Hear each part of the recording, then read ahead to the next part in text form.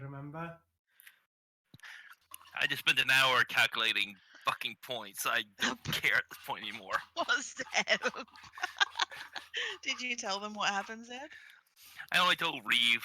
I thought I spent, thanks to the chart, the new chart. I thought I had overspent by about 400 points. I basically spent the whole thing redoing it, and then an hour later I realized, oh yeah, you get 40 points to start with, don't you? And then I forgot to calculate that in, and it's like, oh fuck all this. Fun. I will say this now so nobody else stresses. I don't have the time or energy to check over everybody's sheets to make sure that they're 100% accurate. If you find that you've made a mistake or something, don't stress too much about it. I'm going to just give you all the benefit of the doubt and assume that it was a legitimate mistake. If you find that you've accidentally overspent on some XP, then just be careful not to spend as much when you get your next batch of XP, for example. Your character's about to die anyway, horribly. Okay. So, with Aldemar's new 85 toughness, let's go ahead. Within reason. No, when the new sheets, when Roll20 updated them, I sat there and I spent time making sure everything was accounted for properly. So now it's all listed in the XP properly. So yes, what I understand is the new sheets caused a lot of trouble. Although I joke about ludicrously high skills, my prey skill at this point is up to 77. So,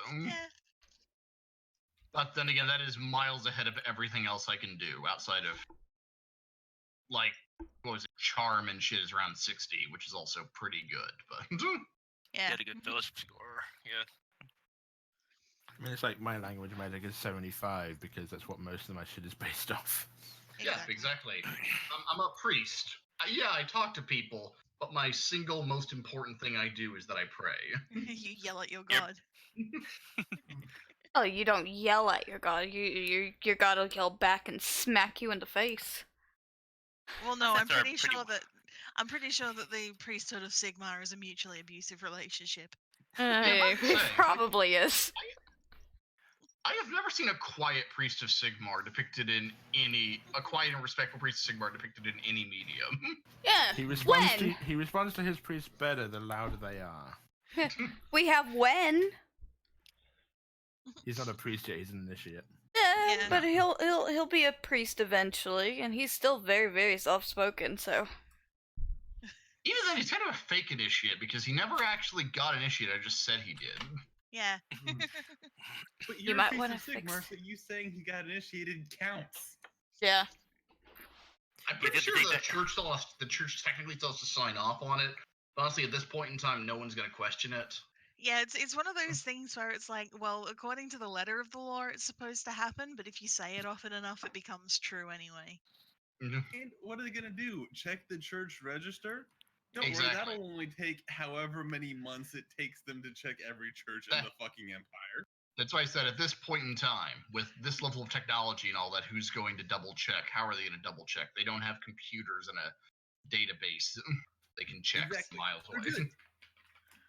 Welcome to the church. Right, okay, that explains that then. I'm like, why is everybody have I put you all on the GM layer? And then I saw Hellion moving over and around, and I'm like, hang on a second, I am on the wrong layer. Actually, I think but because I have control of a weird number of people's tokens. Okay, let's have a I am Master of Irwin, and Theobald, and Carabanog, and Talcon, and Wen. Hey, why my will? Why are you controlling me? That's kind of strange for once. I've never been missing. Because you were absent for like half a session once, so I control of your character. That's Erwin's character sheet. Oh, my secrets have been revealed. No. Well, everybody can control you anyway. I'm gonna stop that. I'm just going through and check everybody's fucking sheet. I have control of Theobald, Carabanog, and myself. I think Theobald and Carabanog were given over to everyone when Timo was gone. Yeah. Yeah. I'm trying to remember when I missed a Erwin session. ended up to everybody's. You didn't. I don't think you missed an entire session. I think you missed like half. You were late by like an hour and a half. Super late, yeah. It's been must have been a while because the last session I missed was like Dungeons & Dragons. That was like an hour. It was a while ago. It was very, very long time ago. I can't remember a boat being involved, so it was a while ago. Oh yeah, that was a while. Yeah. But I can't. When the hell was that? Damn. Long enough ago for you to forget. I honestly don't understand why everybody had access to Erwin's sheet. But everybody has Erwin is a peasant. He has no privacy. Oh yeah, he missed a session too, I think, as well. That's why we had control of him. No, it's just a class feature of peasant. Is everyone else allowed to see your sheet and move your character around? All right. So yes, now that I remember what the fuck I was up to and where the fuck I was going, I don't know how I forgot that I'd actually done that to you, but anyway. Yes. So obviously you have you've reported everything to the Captain Pfeffer of the Watch, and she seemed to take note, but didn't seem as shocked or stunned as you would assume that there was so much horrifying awfulness going on in the sewers of the city that she's meant to be watching. And you were released to your own recognizance with a couple of shillings and a couple of days' leave up your sleeve. Sergeant Rudy suggested that perhaps it was Morsley's malicious influence that caused so many things to happen at once. But he's entreated you to enjoy your time off and disappeared into the streets of the city again.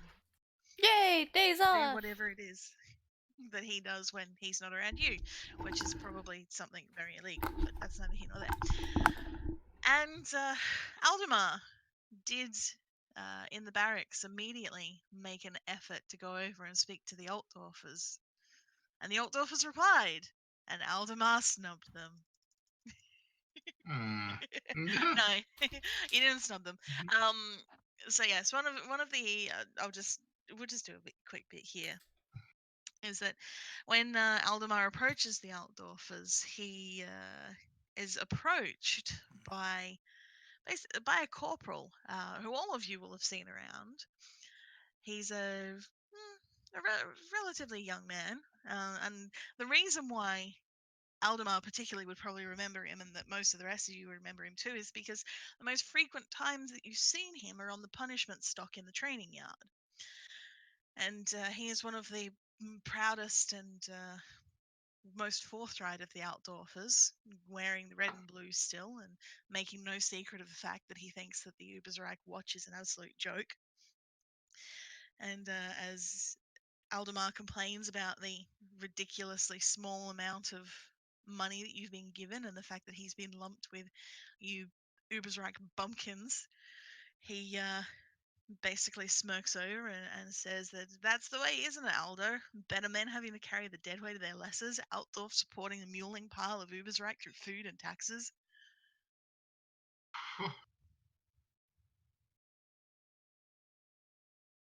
I guess it is the way of the world. But the way I always thought was a hallmark of better men is figuring a way to get a little more out of a situation than people want to give them. So true, so true. So how did a clever one such as you come to be lumped in with this lot?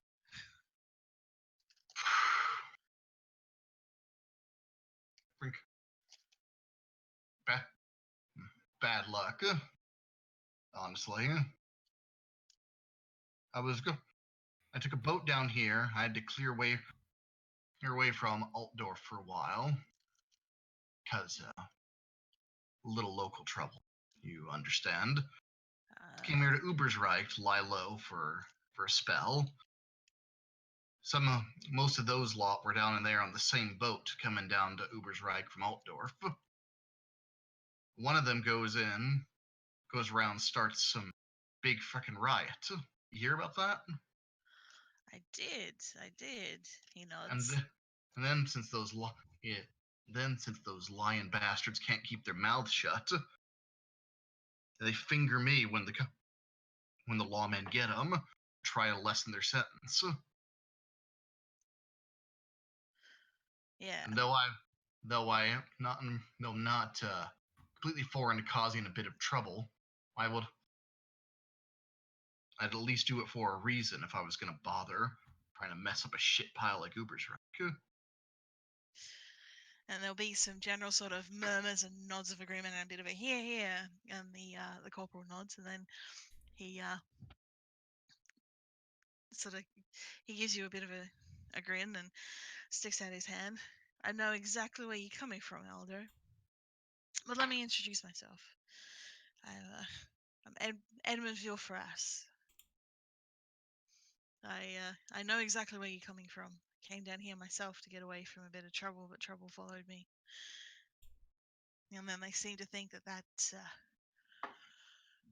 that wench they've put in charge of the watch has got the right way of things. So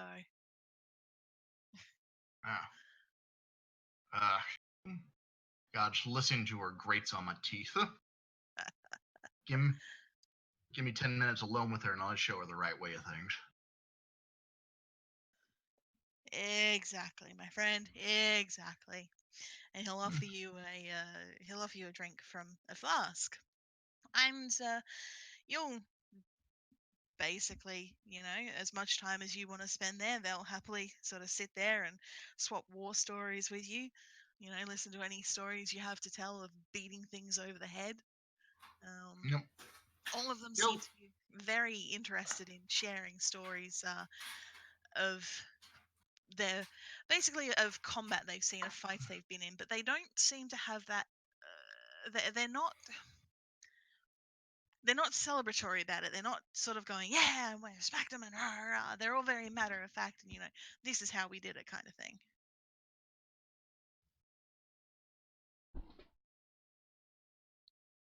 He'll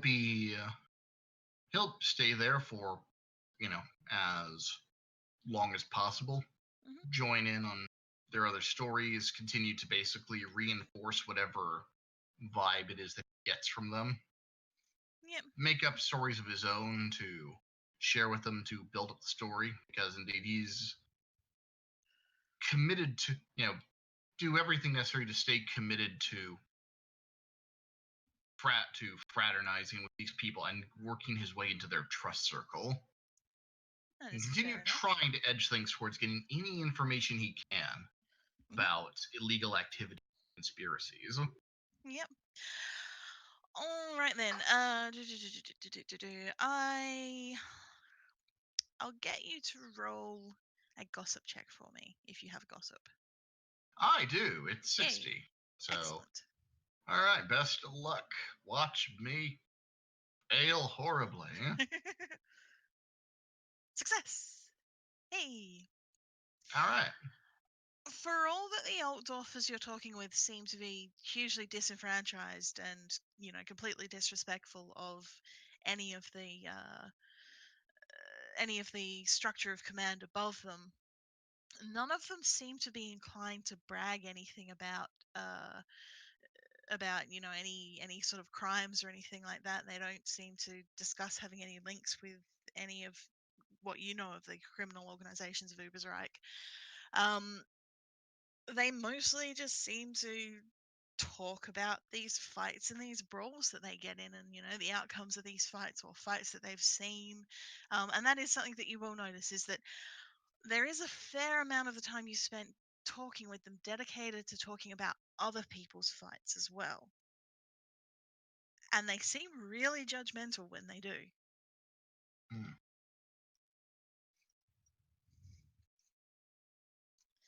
And having brought up the brawl, for example, all of them seem to be of a singular mind that the brawl that Lorelei got herself engaged in and that you subsequently all got tapped for inciting was just, a ridiculous brutish, uncouth affair.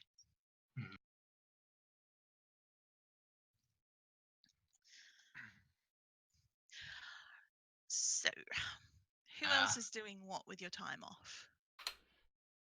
Ermina is going to go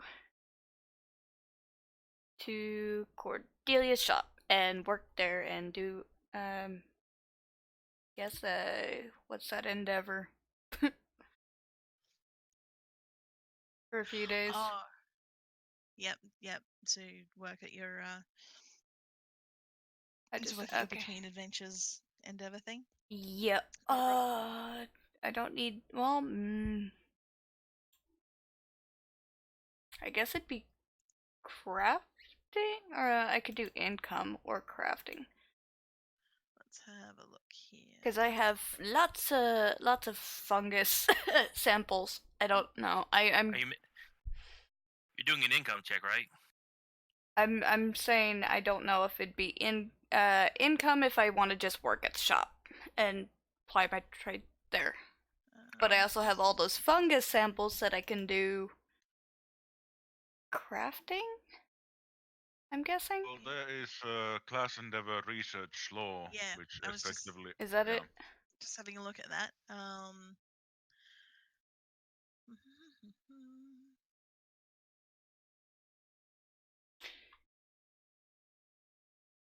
It's about subject researched. Yeah, that's more for if there was an endeavor that you wanted to take part in as part of a plot. How about a bit of crafting, fashion or trappings? Sorry, just give me a second. So they're just general endeavors anyway. Yeah. 3 endeavors in total. Because it's not invent, because I'm not engineering something. No, it would be crafting. So I could either do crafting or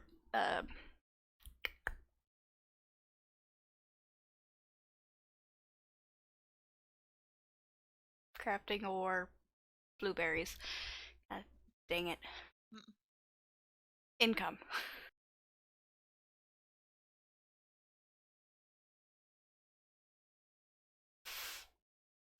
I just went to make.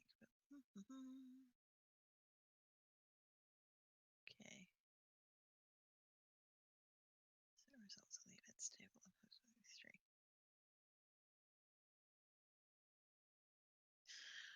All right. Yeah. So it's just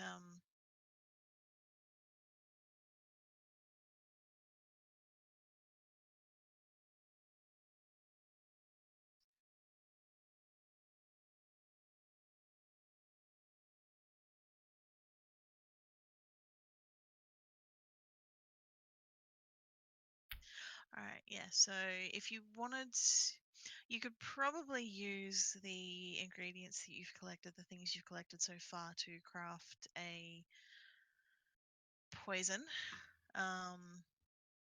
Let's see. It's probably in my gear. I've already know how to make the Morse Rose poison. I already got that. Yep. I have the fungus samples from the previous sewers, the red glowy pussy mushroom thing, the glowing fungus and red pus mushroom, and then I have the green skin mushrooms fungus samples, and unidentified goo from the spider and chitin. Okay, excellent. Okay, actually, yeah. So this is something that I haven't done before, and I should have really done, but I'll get you all to do it now. So before we carry on with this, I will get you all to roll 1d100, and we'll see what happens during your downtime on the events table. Oh, all right. Bar fight. So we lovely. We probably want to do it one at a time, so we don't mess with, get confused. Yeah, so what I'll do is I'll get Aldemar to roll first, then I'll get Amina to roll, then I'll just work through you and we'll sort of step through and see what we do, alright? We could just do in alphabetical order if we're just starting with Aldemar and then Ermina. Could it be Aldemar, Amina, Erwin, Yeah. Thorlai? Yeah, that works. What am I rolling? So you're just rolling 1d100. 1d100. All right. And let's see what happens. A 54 happened. 54 happened. Okay. Ooh. Okay. Let's see. I don't know where this table is. That's page one. It's page Between- 193 of the core rulebook. Between adventures. Yep.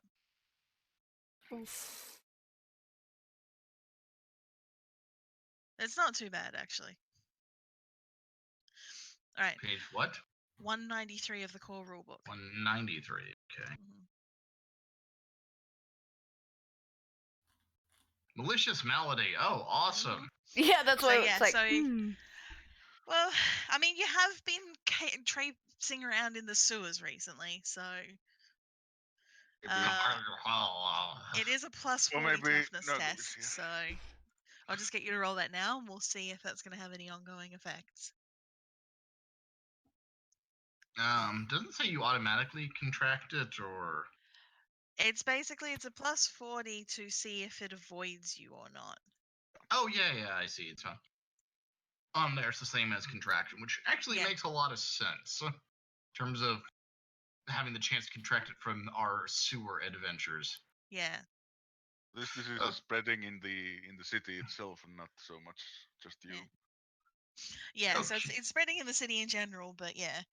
Okay. Plus 40. Aldemar is actually a respectably tough person. Aldemar's fine. So yeah, you do hear in passing from the Altdorfers that you're talking with that it sounds that they're also complaining about those filthy Ubersreichers and the fact that the fox is going around. So you probably top up on some of your on some of your apothecary herbs and things that are meant to keep you safe from malady. There is disease spreading around. Wouldn't that also affect everybody else? Since in the previous page it says that some events will only affect you, others may affect the whole party. That is a good point. I was assuming that it would be more specific in the descriptions, whether it's just the same person, just the one person, or the whole group. But yeah, you are correct. Everybody can thank Hellion for all of you having to roll to see if you can get. Yay!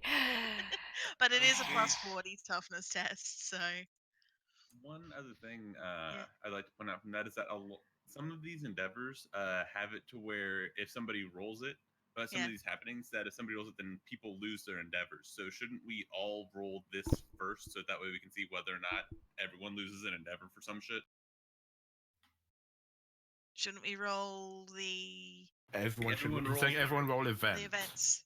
Yeah, because we like are. if we Yeah. like if everyone goes through does their event, their endeavor, their event, their endeavor, we get to person 7 and person 7 rolls in an event that's like, Yeah. hey, everyone loses their endeavor, then it's like, well, Yeah. Yeah. I know. Yeah, no, that's fair. And I mean, I was going to get everybody to do their events first, and then go into the specifics of their endeavors There are after also the events. there's also quite a few that change the like what you get from endeavors. Yeah. So yeah, So- first everybody roll your easy toughness test, your plus 40 toughness test, to see if you shit your brains out. Yeah, you're dead. Maybe I'll get some work as a. Yep. Yeah. I'm gonna redo Oh, that no. one. I'm doing great today. Oh God! Oh no. I'm gonna What redo that. Sewer mushrooms. people just shitting everywhere. No, I'm good. Amina's good. Thomas, Talgan, are you gonna reroll? Ooh, I was Yeah. on the fucking. Yeah. Ooh, Owen, so close. Much better. Alright, so, yep. Talcan, how are you going? Oh! Oh, the- Fucking bad. I didn't roll the right thing. I didn't roll the right. Well, it was still screw me, wouldn't it? Yep. yep, okay. Oh, It's taking a Talson, second. you're gonna Oh, be that's bad. spending some time with Ermina. Yep. Or the want Washers to- Guild. Let me just have a quick look at the bloody flux. It's it's diarrhea. Bloody Yeah. diarrhea. Yeah, I think she meant what its mechanical effects are. Yeah. Alright. Roll me 2d10 Yeah, roll me 2d10, please.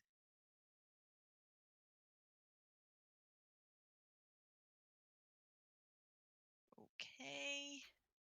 Really? Okay, all right. So you're not even gonna know that you've got it for a fortnight. So Yep, it incubates for 14 Yay. roll days. 1d10 for me. It will Oh, last 5 days. Then you'll be sick for about a week. Okay, so just note it down somewhere so that you can remember because you can't preemptively treat it. nope. Information tab. Yep. Okay, and let's see if wee little Wen manages to avoid shitting his brains out. Now, if I were a priest of Shalia, I could make you all better. Uh-huh. Good luck, Dalkin. I mean, we all have favor from the priesthood of You know, do. in this city at least. Nope. Oh, when. Jesus Christ, your toughness sucks, kid. He is Oh, a yeah, he's got child. 20. Oh, he's gonna be sick around the You're same the- time. He's gonna catch it Yeah, from he's gonna catch it. Talking. Talcum, probably. And it's gonna last so Okay, all right. long. So yeah, that might take a little while to show up. So we'll bear in mind with that. All right. Yep. So Amina, roll me your 1d100, please. On my event. Hang on a second. First special. Some effects. Yeah, so it's everybody does do it. So yeah, you roll 1d100 and we'll see what happens. I will roll if you get the same one again. That we will 30. re-roll. Flowing profit. Ooh, Now make comes an the addition. money. Oh, river folk. None of you are river folk, are you? Yeah, no, we are not. Nope. Okay. Well, at the very least, we know the boatmen are doing well after we kind of screw them over. Yep. Yep. Owen. Let's see. Ooh, what the fuck We never happened screwed to over me? any boatmen. They were all paid appropriately. 22. Crime crack. Oh, wait, no, it's excise. The excise man collector. cometh.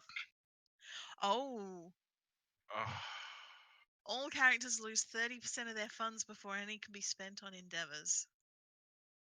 I have no funds, so I'm immune. What's 30% from 4 shillings? All right, I was given 2 shillings. I can't even think of the maths on this. You have shilling. It tells you how many brass pennies you have on the total of wealth. Yeah. Alto, you're muted. Wow. Yeah, this 48. sucks. Okay. 48, so let's calculate the percentage. Before we go on with yours, Talcum, we'll get everybody to figure out their maths and reduce their income appropriately. Oh, Good luck. God. What is Bearing so... in mind, this is only money that the taxman knows you have, so this is only money achieved through legitimate sources. If you have any that's achieved through illegitimate sources, I lose 15 brass pennies. okay, I lost 14. okay. How'd you lose money? You gambled most of your money. Yeah, most of it. I kept some. Yeah, but did you report all of it to the taxman? Oh no, that's true. Yeah, Disregard. that's what I'm saying is that basically anything that you guys have looted or won gambling is Oh. not going to be counted. It's going to be anything in your basically. So all of you will lose your 2 shillings. I don't think any of two my sh- income would two ever sh- Not count your as whole 2 legitimate. shillings, but you know.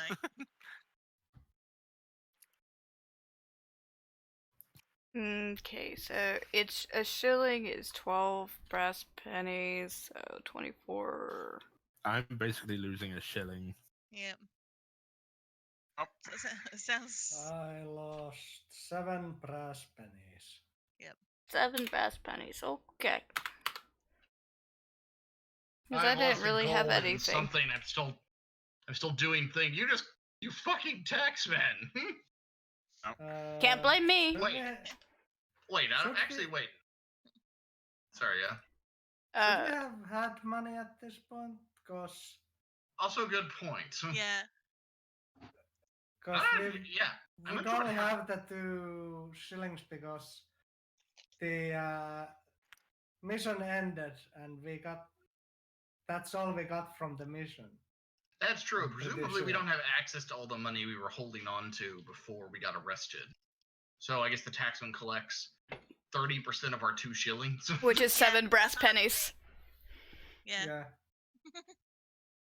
So you all lose 7 brass pennies. There you go. Yeah. I thought. Did you just steal your money back? No, like it's kind of a first response to, oh, someone's taking my money. Yeah. Hide the money. There's only so much halfling to search. Oh, so I'd already stashed my money before we got arrested. Yeah, so. some of you did. In fact, I think most of you stated that you'd stashed your money before you got arrested. So yeah, literally all that you legitimately have for the taxman to take is your 2 shillings. Which 30% of that is 7 brass pennies. Exactly. And I Amen. missed that was a sleight of hand roll there, Zeb. I thought you'd rolled that for your thing, and I was going to say it's particularly apt for a halfling, but it's not your turn anyway. It is Owen's turn. Who he Definitely. just rolled. I already rolled a event. Oh, you That was did? the taxman. That was. Oh yeah, you did too. So yep. All right. So who is next? Alphabetically, that would be Lorelai, Lorelai? wouldn't it? Yep. Yeah. Yeah. Lorelai. Lorelai. No. Right. 5. Arcane auction. Ooh, belongings of research to see neighbor. We have 10 Do gold you have coins. 10 gold? Oh, wow. Do I have 10 gold? You did, and then Yes. you lost it. Well, no. No, I he did, didn't and I lose. spent it, and that's why I'm now armed to the fucking teeth. So yes, do you have the money to bid in the auction? Would be a really good book for any of our academics. Yeah. Well, 1, I don't have the money. 2, I can't read, so why would I buy a book? Good point. Well made. Because you might be nice to Ermina, who puts band-aids on things. Oh, that's true. But regardless, I don't have the 10 gold coins anyway. I have so many weapons, though. It's a very expensive book. How many Wanna hands see do my you helmet? have, Krem? How many what? How many hands do you have, Krem? 2. How many weapons do you have? More than 2? Yes, you have too many weapons. So Krem, not Krem. No, because sometimes you use a weapon, you drop it, you ask Amina to pick it up for you, you grab one of your other weapons, and you keep going. What's up, Timo? Does Ermina want to get this book? Because I could fund like half of it. Well, the thing is, Because Lorelai would have to buy it, I think. Or it's just anybody. He's saying he would give Lorelai the money. Yeah. Yeah, I like, if might you also wanna- be interested in it. If you want to toss me some cash, I'll gladly buy the fucking book. I don't give a shit. Just I don't have the cash myself. Thomas and I Ermina will can both basically say that- play with the book. Yeah, I will say that the outcome of this particular event is that Lorelai can tell everybody, hey, there's all of this old magic-y shit for sale at this place down here. Are you guys interested in any of it? I have got 7 gold crowns. I have People. 2. Of you I 1%. have 5, and I pretty much have everything I need. Okay, well, if you guys want to work So- out between you how much you're going to spend on it together, what I will say is that there will be a mechanical advantage to the book, but I wasn't expecting this, so I haven't actually made a book yet. So right now what will happen is that it will just be any of the academic characters will get a +20 if they do a research endeavor. It later turns out to be a chaos book, and we're all screwed. Liberi Vonis. Right, shall we go ahead and say 442? I can give all 5, so we're gonna lose all our money anyway after this. If you don't spend it, so Yeah. about better. And I'm not gonna use spend any money. Yeah. So I'll give all 5. Okay. So I'll throw in 4. No, I'll throw in 1. Okay. So yes, you between you all, you manage to pool your money and you get a mystical tome that those of you who are academics or who have any magical abilities can sense or determine is a tome of great yet unknown powers. And as I said, any academic characters, if you do a research lore endeavor, will get +20 on the test. I'm just gonna make a note of that somewhere. Yep. Put it in the player journal. Yep. There's also the information tab in your player thing as well. Yes. Yes, it is so mysterious even GM doesn't know what it does. But I will get Or to the that. random charts. Yeah. Indeed. Its mystery is only surpassed by its. Beauty. uh, Alrighty. Then it is Talcon next, isn't it? Yes. No, it's Mulger. No. Oh. I'm Thomas, so. Yeah. Okay, if we go first. 55. And they get the blade flex again. No, well, I said you're not going to get it again, so reroll. The monster's complications. Monsters. Oh, We can't do income until this beast is destroyed. I see. You gain a free income endeavor to represent. If not, it will move on and be killed by a local rival. So we have to dedicate our endeavors to defeating the beast, and then we get rewarded for it. Indeed. What kind of beast is it? I mean, fucking like. This table puts a lot of fucking pressure on the GM. Like, come up with this. What's this book? What's this Yeah. monster? What's this monster right now? All right. What I am going to say.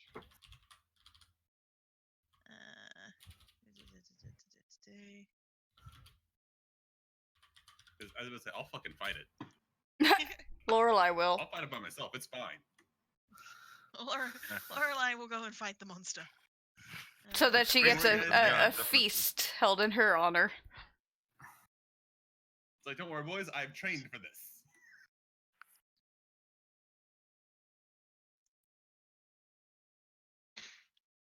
Yeah, I think it means one of these. 4, 5, 6, 7, 8, 9, 10, 12, 13, 14, 15, 16. Oh, Lord have mercy.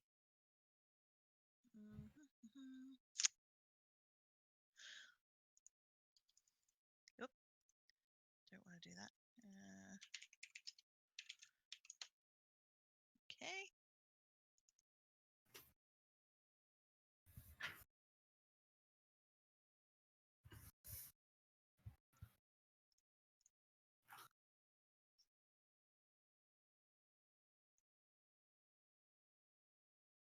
They can't. No, that's not going to work that way. It shouldn't have to be like everyone rolls.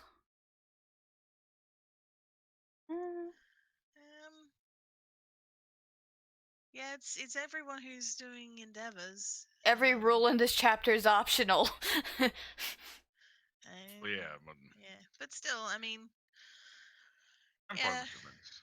Yeah, I mean, it's interesting to play to see how the events go anyway. Yeah. And then we could decide if we want to do it again later or not. What I will say is I'm going to amend this slightly on the fly. There will be at some point in the near future a report of a monster outside the city. I'm not going to penalize your endeavors at this point because of the fact that we're still exploring this and figuring out how it goes and things like that. Mhm. But I mean, sorry if I interrupt, but we could just say that the doppelganger was the beast and we kind of killed it by accident. Yeah, okay. I like this idea. Works for me. So you So- all get a free income endeavor. How does income endeavor work? Again. Don't worry That's about gonna it, be we'll figure fun. it out. Yeah, we'll look at that a bit later. So everybody just mark down you get a free extra income endeavor. And actually, yeah, because the doppelganger was murdering people around the area, so it will get out. It will probably get out from the girls that you rescued from the sewer. That you were down there fighting a beast, and someone will find the body in the end, and it will eventually get out that the heroes of Ubersreich, those who saved the people from the fire and who already had, a good standing amongst the common peoples of Ubersreich, also killed the beast that had been killing people and stealing their skins. So you are once more feted and celebrated and recognized by the commoners of Ubersreich who are thrilled, absolutely thrilled to pieces at your work that you're doing to clean up the streets and to keep them safe. And don't worry, Lorelei, there will be other monsters. Just saying. Alrighty then. Then it is Theobald's turn. Huh? Roll a 1d100 time. 38. Okay. Festivities! Yay! That goes well with the last one. Indeed. Endeavor comes in, Endeavor goes out. Never Everyone miscommunication. loses an endeavor. And there goes the income. Mm. Well, that's it. You can choose to lose the extra income endeavor that I've given you, or you can lose the other endeavor and keep your income one. Well, I'm losing my income because I'm going to be screwing around with Lorelai unless she's not doing that anymore. I 100% think doing you that. want to rephrase that sentence. You're No, I screwing don't know what around I with just said, Lorelai? so I have. You're screwing Oh, yeah, around with that- Lorelai. Death by snoo snoo. But yes, so Fine, yeah, she could you be are worse. you are all caught up and fated in this grand celebration of the local peoples of Ubersreich. And Aldemar, even you, once you've walked away from the Altdorfers, you find that you are recognized by a passing gaggle of commoners as you go out looking for the rest of your squad, and you're basically called along and told that everybody's heard about the things that you've been doing for the city and that they've put on a feast in your honor. I've done things. You are one of the heroes of Ubersreich. No. Well, I guess I'm glad the people who got rescued from eternal slavery are appreciative and spread the story. Indeed. All right. Now for Thomas. Thomas. Time to screw everyone. Yeah. Yep. Haven't rolled high yet. 17. Oh. Boy, you spilled my pint. Uh-huh. Oh, it also happens At the festivities. Someone's gonna be out for revenge against Thomas. Indeed, and yes, during the course of this grand feast that the common people are throwing for you, Thomas, you find yourself on the receiving end of a rather intense grilling from a young man who is very unhappy with the existence of the wizard colleges, and he seems to have taken personal offense at you and is deep in his cups while he's slurring at you. I think you set that fire yourself, wizard. You set the fire just so you could look good, saving people. You're all the same. You're wizards.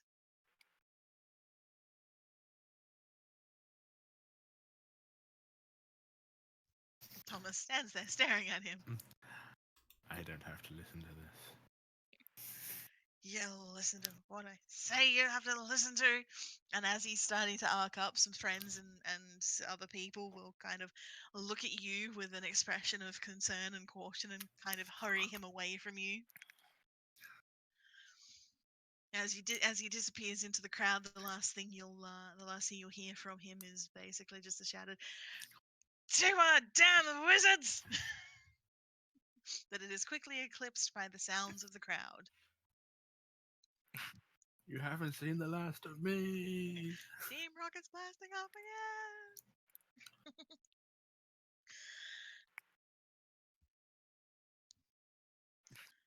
And yes, so the party will basically take up most of the first evening of your day off from patrolling. So that's going to be your evening. You'll get fed. You'll get beer and wine, and people will talk to you, and there's music playing. So people will dance with you if you are so inclined. and things like that. But it will eventually calm down, and you will be able to go back and get some rest, and then move on and do some endeavoring if that is what you wish to do. So we did have Amina say that she wanted to do some crafting. All right, so yeah. I will get you to roll a research roll for me first. Research what? To research basically the ingredients you've got to try and figure out whether they're best used for healing or harm or what you can do with them. Yeah, I'm assuming you want lore plants. Yeah, that'll do. No, lore lore apothecary. Damn. That one lore that never exists. A basic roll? No modifier? It will be a -20, but then you've got the +20 from the book, so Okay. it will be base roll. Woo! Good Ooh, enough for me. nice. Good enough for me. All right, so you look through the ingredients you've got: the spider venom, the fungus that you found, both sets of fungus that you found, and probably rather unsurprisingly, it turns out that most of them are incredibly toxic. So you're not going to be making any healing items out of these things, but you can craft yourself a poison. Okay. And I will try and remember to be a bit more on the ball about getting you the details of this poison going forward. Hold on. Yeah. I was just looking up something. Yep. Okay.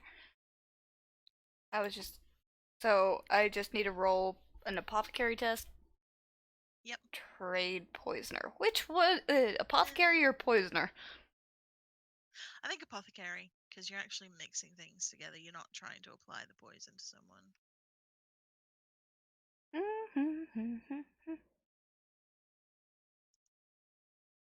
Base roll again? Yeah. Sweet. Nice. Crits. Okay. Yep. Crits. I will get you to roll me 1d5, please. Now, if we were playing with GM John Wick, you would have died. Crit success. Crit success will kill you. 2. All right. So you will figure out how to make enough of this poison to make 7 doses. Okay, I'm just gonna make a note in my gear. 7 doses, some poison. Yep. The poison you made is so strong that the fumes kill you. Indeed. You're just gonna have to tell me poison later. You make mustard gas. I might have just made mustard gas. And that uses does that use up all of the glowing fungus, the red pus mushroom, the goo, spider goo, yep, chitin, and fungus samples? All of that. That's 5 different things. It won't use up the chitin, but it will use up all of the various goos and funguses that you have. Okay, so by glowing fungus, mushrooms, by unidentified goop, and by fungus samples from the greenskins. Sweet. Alright, yes, so right, so I will check in with you all now. Who decided to use their free income endeavor and who is using their actual endeavor to account for the one that you lost? I'll use income because I don't have enough money for training. Okay. Need the money. So you'll put your other endeavor towards losing it, and you'll keep the income one. Okay. Anybody else? I'm gonna keep my endeavor because I'm pretty sure that I need the actual endeavor to go do the dumb shit that we're gonna do. All right. Yep. Yeah, for dumb shit. Okay, so team dumb shit. I'm just gonna put you over here for a second. Team dumb shit, go away. Alright. And Amina used her actual endeavor, so she lost her income endeavor. You're gonna keep your income endeavor, so you'll lose the other endeavor. So Thomas, Theobald, and Aldemar. Let's see. What class were I? I was a badger or something stupid like that. I heard you say you were a badger. I'm a badger. Yeah, I'm a badger. Damn it. I'm always a badger. Badger.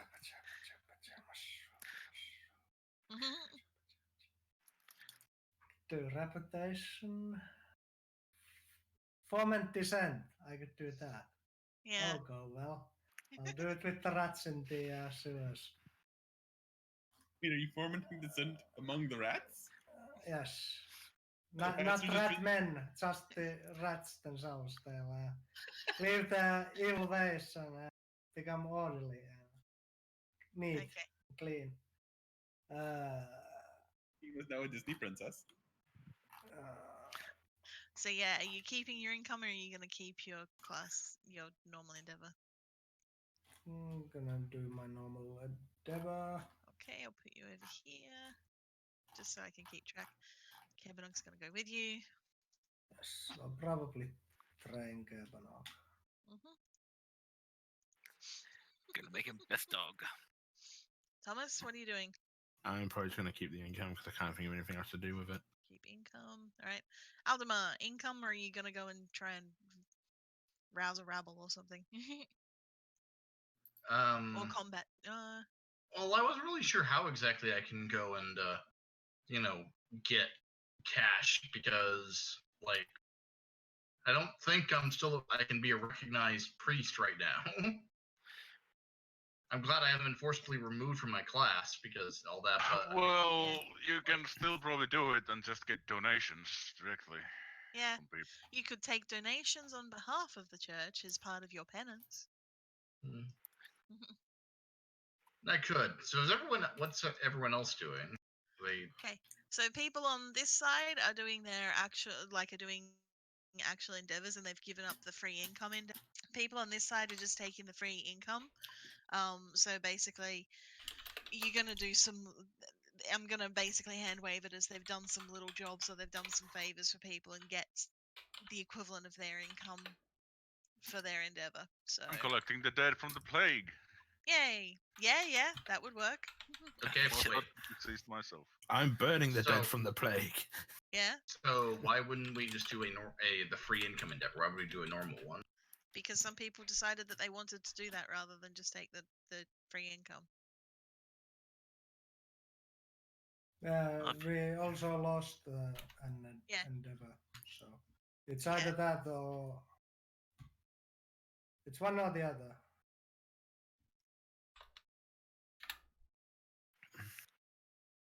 So you got a free income endeavor, but one of the events caused you to lose an endeavor. So you either lose the free income endeavor and you carry on with your normal endeavor, or you lose your normal endeavor and you just get the free income one. Though I suppose the normal endeavor could be an income endeavor, so it doesn't make any difference. Exactly. So you could just choose. Well, that's what I'm about to say. I thought most of us were indeed just trying to make some cash. Do we have any special goals during this week? Well, Amina was getting her poison. Yep, I was getting my poison because I'm evil. Yeah, that's right. That's what she did. She did a crafting endeavor. I'm not entirely sure what Lorelei and Talcon are planning on doing, but we'll get I think to they're that gonna go fist fight somebody again. Oh, probably. I'm pretty much keeping Lorelei alive and gambling or whatever she does afterwards. What said I? My thing is, Elmar does have something that he'd want to be doing during this time, but I'm not sure how it would function under the Endeavor rule because he wants to keep on. Like, we know there's corruption inside these guardhouses, so we feel pretty sure the Altdorfers, or at least some people within it, have something to do with it. So, Yeah. he'd want to keep on focusing as much as possible. He wants to get in that criminal sphere. He wants to get invited to opportunities to make some extra money. Yep. Rather So in than that, yeah. preying So in on that, the side of the street. Or in whatever. that case, I would count it as you keep the free income endeavor, and that would just be a case of we'll work something out about how you get a bit of extra money through what you're being invited to. I'll work that out in a moment. Well, I mean, I don't know to what extent he'll get involved in actual Yeah. crimes, but again, his real goal is just, using all his time and effort to seek information. Well, actually, yeah. If that's the case, actually, that would probably come more under a research endeavor. I'll allow that as a research. It's just his reasons for it, like his excuses. Obviously, hey, I want to make some cash. Someone who's looking for people who know things or are willing to do things. Mm-hmm. Involved in anything where a smart man can make some extra money. Yeah. Research endeavor is for academics only. I think consult an expert would be more down his alley. Let's have a look. In that you locate an expert, which would be probably some kind of underground contact who will tell you that these people are involved in shady shit. And of course, if you already located your expert, you can skip that stage. Mm-hmm. And since you're trying to get in with a group anyway.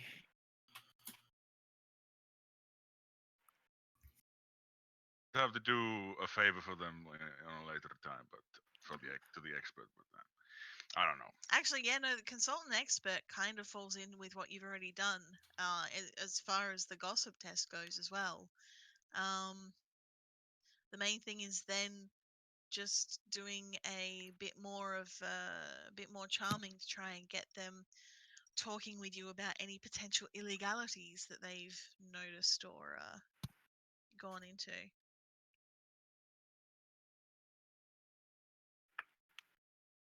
Okay. So yeah, I think consultant expert works in that regard. All right, Team Dumb. All right, I guess I'm joining Team Dumb Shit. I mean, Team Dumb Shit is specifically Lorelei and Talcum. The rest of you are just adjacent to Dumb Shit.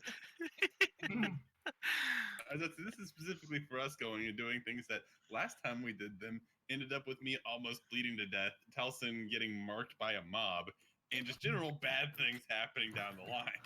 And sidetracking the entire session for about 2 hours. Bad ideas, indeed. Which we won't do that this time so deeply. All right.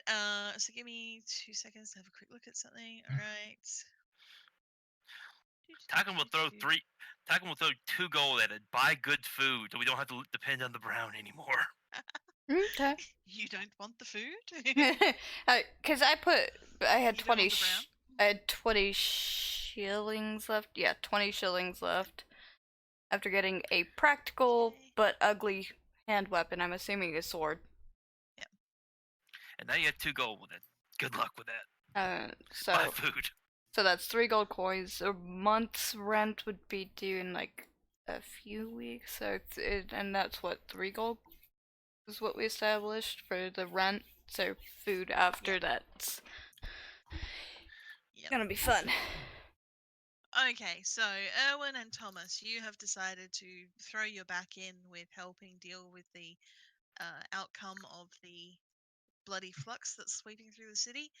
Erwin, you're moving bodies and shoveling them. Thomas, you are helping to burn them and keep the fires under control so they don't rage out of control. So in doing so, you both will get your income for your class. When earning, make an average plus 20 dramatic test. Okay. If passed, you receive the money marked in table below. All right then. An average plus 20 what test? Of your career skill, the one that's what's the word? It's in your career thing. The on the first rank there is a skill that stands out because it's your earning skill that you test, and then you roll money equal to the table on the page 52 of the core rulebook. Okay. is, I believe, endurance. Okay. 2 plus 20 is 72.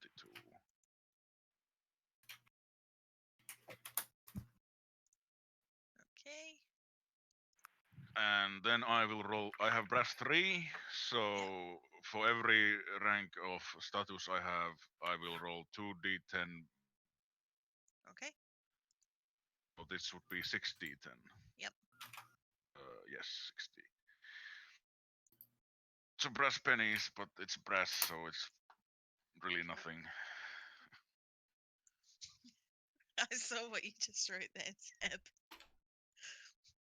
39 So pennies. 39 plus 5. No. I was looking at something else. No, I was looking at 2d10 craft. I was looking at craft. That's yeah, so 'Cause 2d10 it's, like, times right 3, there. so 39 brass pennies. Yep.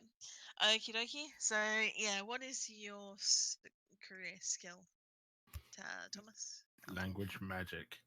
Yeah. All right. Just roll your magic skill then, because you are using your fire to burn things. So. You said it a plus 20. Mm-hmm. Yes.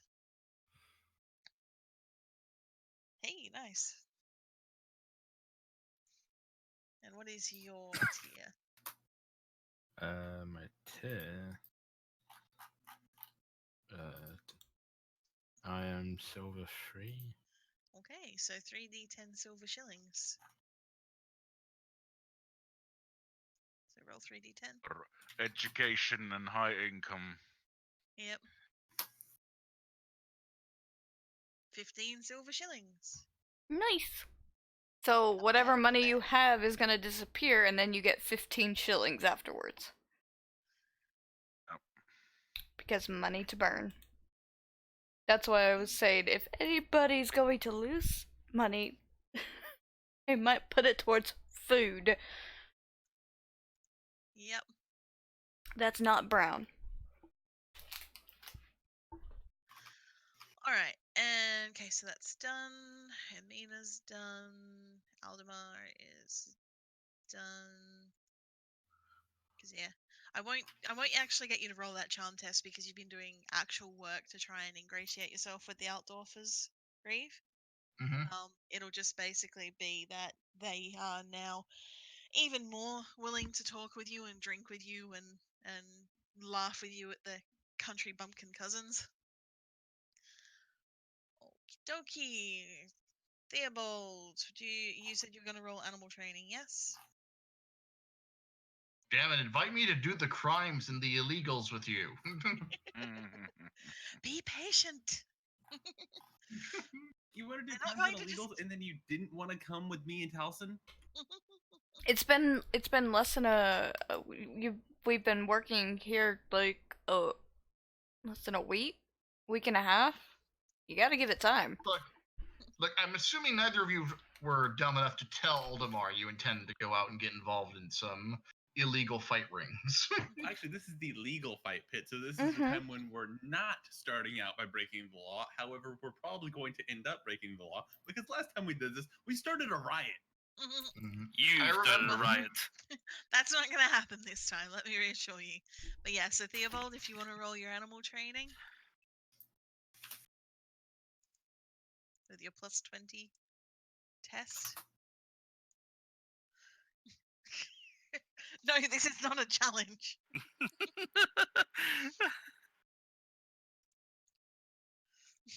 You there, Timo? Yep. Yes. See what other traits you can get your little dog. If I make the skill roll, Indeed. it's plus 20 Mm-hmm. animal training.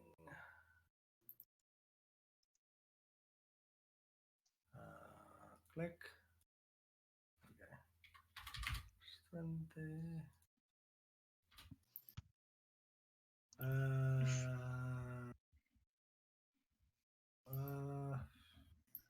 Guess I'll reroll that Okay.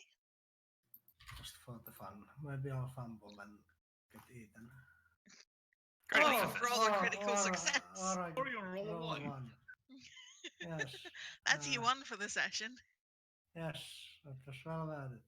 Alright. What were you looking to train him to do? Let me see what the abilities were.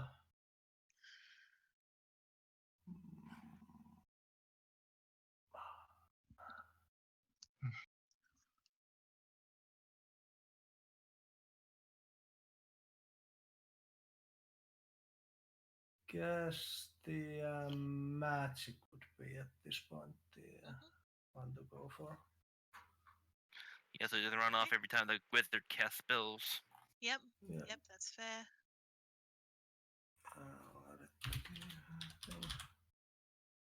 Okie dokie. Good, good. That is Theobald and Cabernog taken care of.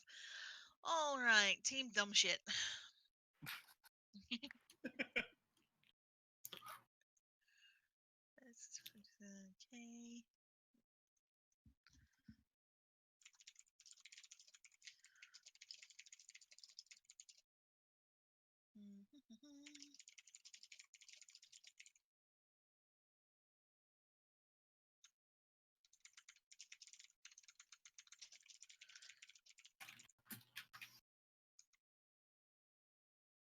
Okay, alright then, so what actual endeavor are you doing, guys?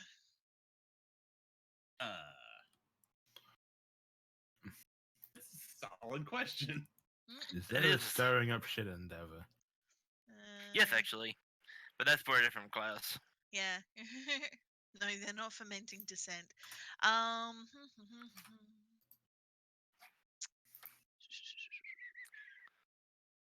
What is your It's weird. actual class, Lorelei?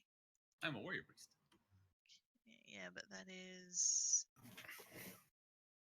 So Warrior. like my income thing? that is warrior, isn't it? Yeah. Okay. Good. Warrior with a splash of priest. Yep. More warrior, less priest. Like priest light. You could do the class endeavor that is training. Like combat training. Oh yeah, because that would work. Because I mean, I'm gonna be fighting shit. Yeah, and yeah, so that would be it. Is that you would okay, so anybody can undertake a class endeavor from a different class as well. It would just be a difficulty level harder, so that's fair. All right, so yeah, basically, you're not going to get into the fighting pits as a mainline fighter. Despite the fact that people do know the Wolf Girl and you are cheered on whenever you show your nose around the place. You are not on the roster of fighters. You are not a registered fighter. You are not, a gladiator or anything like that. So it's less that you're going to go in and headline a fight. It's more that you're going to basically use your cachet as who you are for some of the fighters to come out and basically brawl and scrap with you a bit, and you can use that as a training opportunity. Okay. So you will roll a +0 test using a melee skill. Okay, let me see what. Call me a nobody. I started a riot. How many other fighters have done that? I have a nickname. I'm the Wolf Girl. Do you want to see my scar? I just that's your literal first. That Talkin. Talcon sputters incoherently. Talcon wishes he was tall enough to slap a hand over Lorelei's mouth. Sorry, what were you saying, Andy? Oh no, I was just gonna say, fucking, I'm gonna go with brawling because that's thematically appropriate. Also, it's my highest weapon skill. Okay, I will say that if you succeed, you may reverse a test with the associated skill once during your next adventure. So it means, wow, you failed anyway. I'm gonna go ahead and I'm gonna fortune that one. All right. Yeah, because a fumbling failure, you would have actually taken an injury from that. Yeah, let me go ahead and Success. Okay, so if a brawl comes up in the space of the next adventure, and I will sort of say the next adventure will be the next adventure period. So, until your next sort of downtime, when I say you can do endeavors again, you'll have one opportunity to reverse the results. I believe it's reverse the results. Reverse a test. Okay. So I presume that means if you fail, you can switch the numbers around so it becomes a pass. If that would work for you. Okay. Now there is one other. I do have like a secondary objective here. Because I was gonna ask around about I'm probably mispronouncing his name, but Reikland Adventures. See if anybody here knows him. Know where he's about, know what's going on with that. And also, I heard they have a wolf here, and has piqued my interest. Okay. All right. We'll do that in just a second. Talcon, what were you going to do for your endeavor? That's a very good question. Now, go ahead. If you were going to bet on me punching people in the face, I was also going to bet on me punching people in the face. I mean, you can still bet on punching people in the face in general if you want to do some gambling as an endeavor.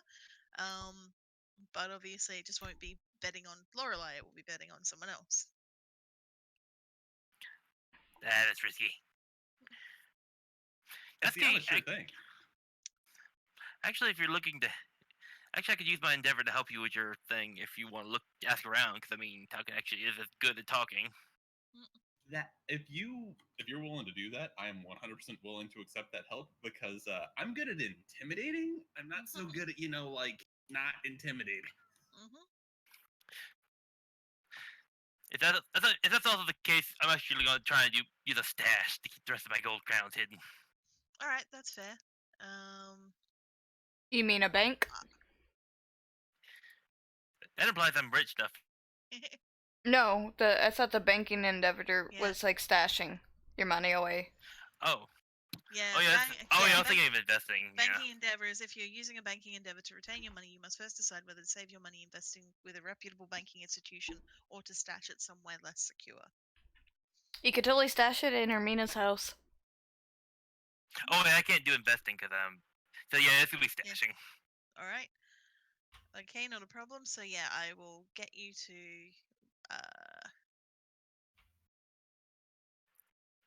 It would be sad if a dog ate your homework. I meant money. You don't need to roll to stash anything. You just find a place to hide it. If you're hiding it in Amina's, basically in the property that Amina's renting and that you're sharing, then when you go to withdraw money, you won't have to. You won't have to roll basically the 1d100 because you are, despite what it says, you are stashing it in a known safe place, and as long as the rent is paid, you can get it with no problems. If you ever stop paying the rent and you lose access to the apartment, then you'll have to start rolling to try and get your money out because you'll be going into someone else's house. Which is why make sure you pay your rent. That's why I said people that were staying. Stash? Well, if one of you finds his stash, then you'll all have to sort it out between yourselves. Because at the moment, I put what was left of my one gold money in for rent that would be due in a week. Talcon put in 2 gold. So that covers the rent for the next month, but as far as food, I sold a few things for food to make sure there is a food. How much is the rent? Thing. 3 gold coin per month, which is Where the hell do you live? The rich side of town? It is a nicer apartment, yes. Of course, Talcon basically lived on the street and in this Temple of Sigmar, so yeah, I can't say anything. It's quite a nice apartment. It has multiple bedrooms, it has its own kitchen, and it has its own chamber room. So, like, private bathroom. The door's locked. Okay, you can have 1 more gold. There, your rent is paid. As I say, with that understanding, I'll also go ahead and give the rest of my 6 shillings towards rent and food. It's a very secure apartment. I can also pass over a gold for the same thing, so since I'm staying there. That way, food and rent and everything is covered up. So we'll have Talcon likes the comfort. for a month. Food and rent's covered for a month. Yes. I pay money before the endeavor to buy a keg of ale. Yep. And I would like to store it at the maintenance. Yes. I don't Okay. want to leave it at the barracks. You can if she will permit this, yes. She's going to say okay. I'm Okay. sure Theobald doesn't mind some ale in the house. Yeah. We know Timo doesn't. I will totally store it in my liver. In your belly. Uh, Murder hobos. Her house is a storage house for murder hobos. Hey, they're well-paying bums, and it's a very secure location for their repurposed goods. Anyways, I think All need right. to figure out what the role for Lorelai's. Yep. I will get you to roll gossip for me, please. Fucking, this is gonna be 100. Not you, Lorelai. You Talcons offered to Oh, help thank you. Christ. Nope, that didn't help either. I'm gonna fortune that. See if I can at least get something better on that. and 100. Are you coming at the are these common folk? Does he get the fellowship bonus? Oh yeah, it would be the. Yeah, he would get the fellowship bonus for that. Yep, both 3. Hey, all right, no problem. Okay. So while Lorelai is doing her thing and she's having a bit of a punch up and getting some training pointers from the brawlers in the pits, you'll ask around about Gestalten Stark and the wolf on Lorelai's behalf, and you'll get all manner of stories. Most of them, though, you will hear that Gestalten Stark does not come out of the barracks often at all. He doesn't tend to come out and walk the streets of Ubersreich. He is basically a very defensive, private person. The only times he does come out of the fighting pit, the Tin Spur fighting pit, is on the odd occasion when there's a headline match at basically another ale house. He goes to the fight, he fights, and then he leaves, much as you saw what happened with Lorelai. In terms of the wolf, the Tin Pit are very close. The Tin Spur are very close-mouthed about the wolf. It has been seen. People will, you will receive many, basically confirming stories of people who've seen the wolf fighting. But it is a rare animal, and it is very much a money spinner for the Tin Spur. People want to see this animal fight, so they are super, super protective of it. It is reportedly always under guard, and it never leaves the fighting pits.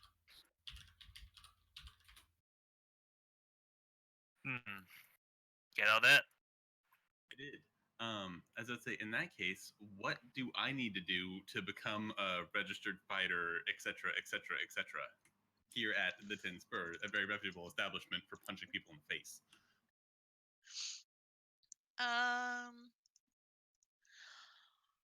That will probably be. Let me have a look here. What does it say?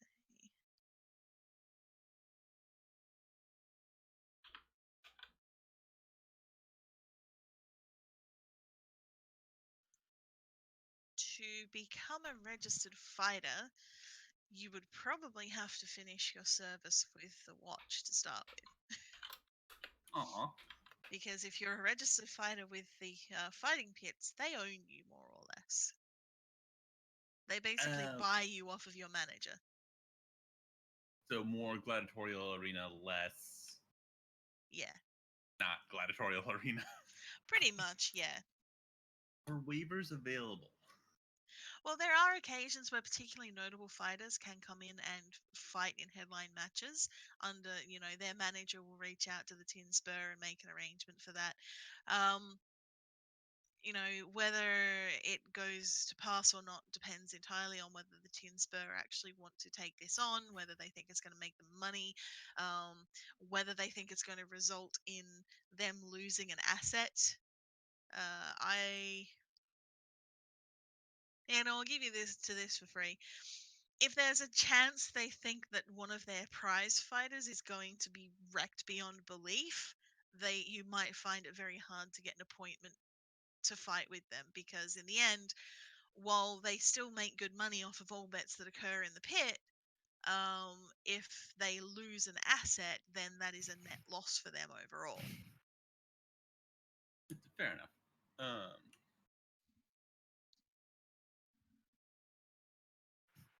Just given what they know about me, the nickname, etc., would I be considered a high risk fighter at this point? Yes.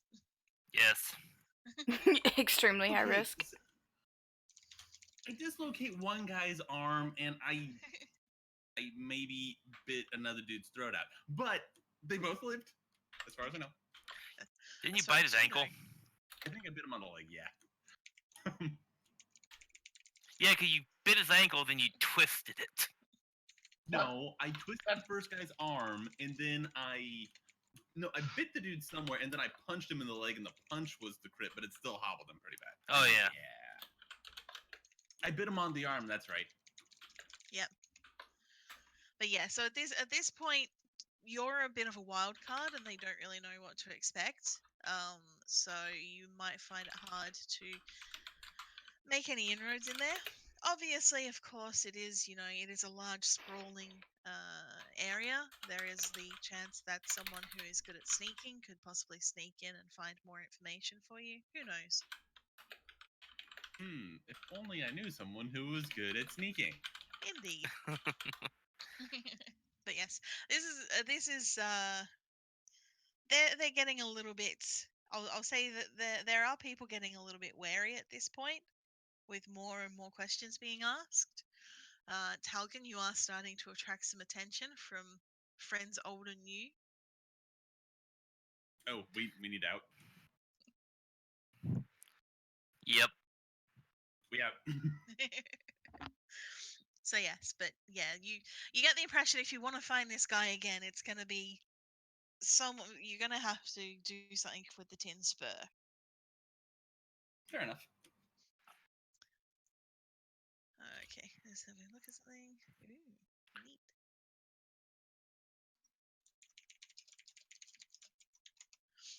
So yeah, after you've all done your various bits and pieces, and you've made your money, or you've found the information you want, or you've gotten the items that you want to look for, you'll have a little bit more time off to rest and recuperate, and then come back to once again head off to your glorious and well-paid and excellently appointed duties as watchman of the Ubisreich City Watch. You're back on the night shift again.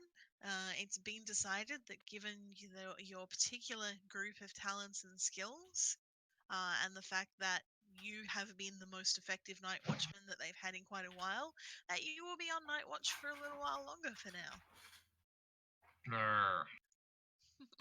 I don't mind night watch This is because one- night watch means work all night, have a little bit of time in the morning, sleep from like noon to 6 p.m. 6 hours rest, make dinner, do it all over again. Indeed. This is why it's dangerous to be competent. But hold on, I will also say, given our group composition, that night watch is better for us because it's less likely that we're going to need to finesse our way out of a situation rather than simply violence. So true. True. But yeah, so you are going to head back into the swing of things in the next few evenings. By the time you get back on patrol, Moorsleep has waned a fair bit. It is no longer the malicious green eye in the sky that looks over you. It's now more of an angry green frowny face. But it's still not pleasant to be out and about at night, especially in the darkest parts of the night when Morsley is at its highest, and even as a sliver of a moon, it still casts a sickly green light over the streets. But you don't have to worry so much about eating outdoors and things like that. There is plenty of the night where it doesn't reach the ground, where the light doesn't reach the ground, and you can just go about your business without being overly concerned. And after the events of your first week or so and your first full night patrol, the fighting of the doppelganger and the breaking up of the slave ring and all of the other associated bits that you went through, you are going to find that the next few next few nights are going to be almost terminally boring. You will patrol up and down the streets of Ubersreich. You'll go past the docks. You'll go through the marketplace. You'll head up to the edge of the hill, but you won't actually patrol in the hill. You'll stroll back down again, and you'll come across the same sights over and over again. Drunks getting turfed out at closing time. The occasional petty spat between people who've been a bit too far in their cups. There's a few pickpockets and purse thieves around, and on a couple of occasions, you'll sort of witness a crime that you think is about to occur, but as the group of you come marching, well, less marching and more wandering down the streets with your weapons in hand, your very presence will discourage these minor crimes from occurring. And even Sergeant Rudy himself will sort of keep up with you for the first couple of nights, but then realizing that it's all quiet and that you seem to be quite competent and available and able to take care of what you're doing, he will fuck off for a while. He'll see you out each night, make sure that you're aware of any news that comes in during the day, anything that you need to pay attention to. For example, when a particularly large shipment comes through the docks, you will basically be told that you'll have to spend that evening patrolling the dockside, and then he will leave you to it. You seem to have earned his trust to a point where he seems happy to let you take care of everything that needs doing.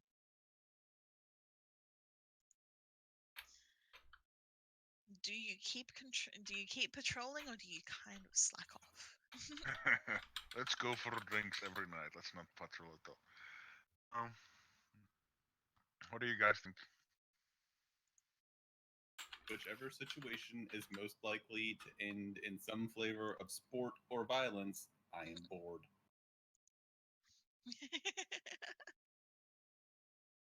I'm trapped inside a city, which I don't care for to begin with. Nothing's fucking happening. Get antsy. She's always antsy. Antsier. Indeed. Playing with the dog won't keep me distracted for so long. Yep. All right. So while you're out patrolling one of these nights, you are going to... Perception! 1 second. No. Actually, yeah. No, I will get you to roll perception for me. God damn it.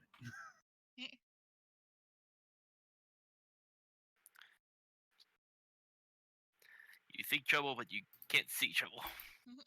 Pretty much. Here we go. Time for the fail trade. Hey!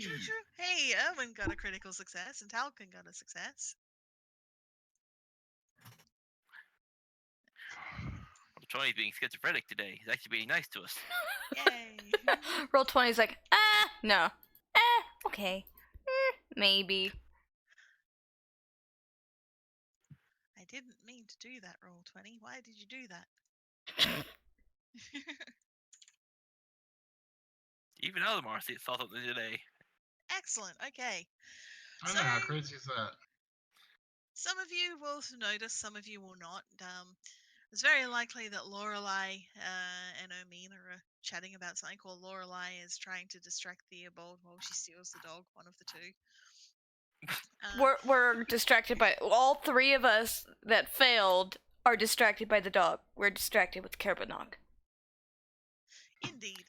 And those of you who are paying attention though will notice that there is a slender, slightly slender, tall-looking young man. You've seen him. You realize now you've seen him a couple of times over the previous nights.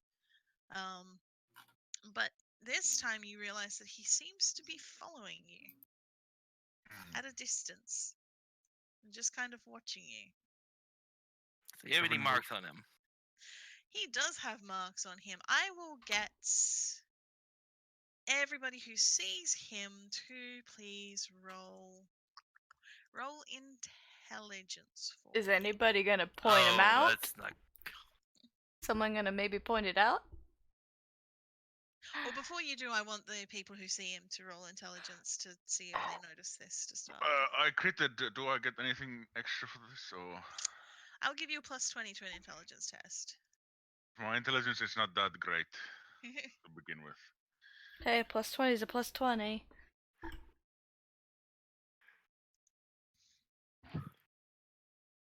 Oh. There we go. You're getting criticals going on. Let's Crits, get this okay, guy crits. dead to rights. Okay. So yeah, Erwin, you remember this guy, and the fact that as he passes through light that's spilling from a window, catching the scarring on his face, you will remember this guy because he was one of the people that you rescued from the fire. Oh shit! All right, I will whisper to others that do you recall when we helped? Well, there's a guy from there that we helped, and he's following us. He's been following us several days or nights. He's behind us right now.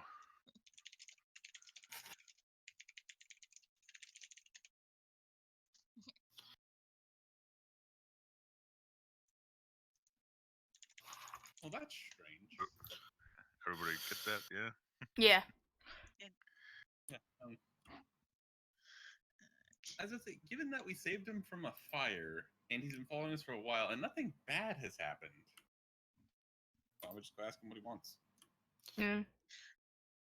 Yeah, he's gonna realize that someone's seen him, and he kind of freezes up a little bit and tries to look busy and hurry off down a side street. Oh wait, is he scooting? He's at least scooting a little bit. He's realized that you've seen him. Ring. Did we wave? You can decide. If Depends I what you want to do. do I see him? Did you pass your perception? You didn't, but you were notified. So, yeah, as he will notice because Erwin tells all of you, and you all start looking at him. He's all spinning around like meerkats, like, hmm? Does he look like the guy that was essentially giving me shit at the festivities the other day? No, he does not. We use our overwhelming police brutality to question him. I mean, Stop hold on. resisting! This is the guy that we saved from a fire, and even if he was the guy that was surly and like didn't want the medical treatment because of whatever fucking reason, which was weird at the time, and I was thinking it's probably that dude. We could probably just be like, "Yo, can we help you?" We don't need to immediately default to violence. Why am I the one advocating for not immediately defaulting to violence? I was waiting for that penny to drop. Go and ask him then. Yeah, all right. Do you call out to him? Do you wave to him? Do you? I'm going to wave and be like, "Hey, can we help you?" But in like a friendly way, not in like a stop resisting way. He'll stop and he'll sort of I want to talk to the healing lady. Alright, as if they all beckon over to Ermina. Okay, Ermina. Do you know who he could be talking about?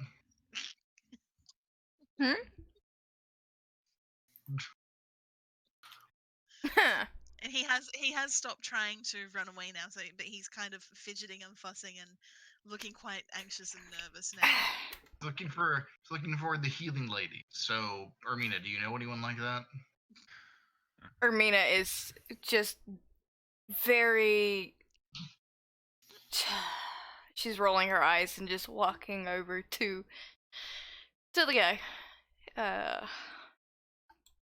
Did you need something? Can we roll intuition to see what Yeah, I she's can- nervous about? Or I could roll it. Before I anyone who just. wants to can roll intuition. go for it. Intuition says. No. There's So- 100. Yep.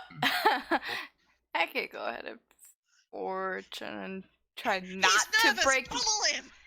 Try not to, just run smack into him. Hey! That worked.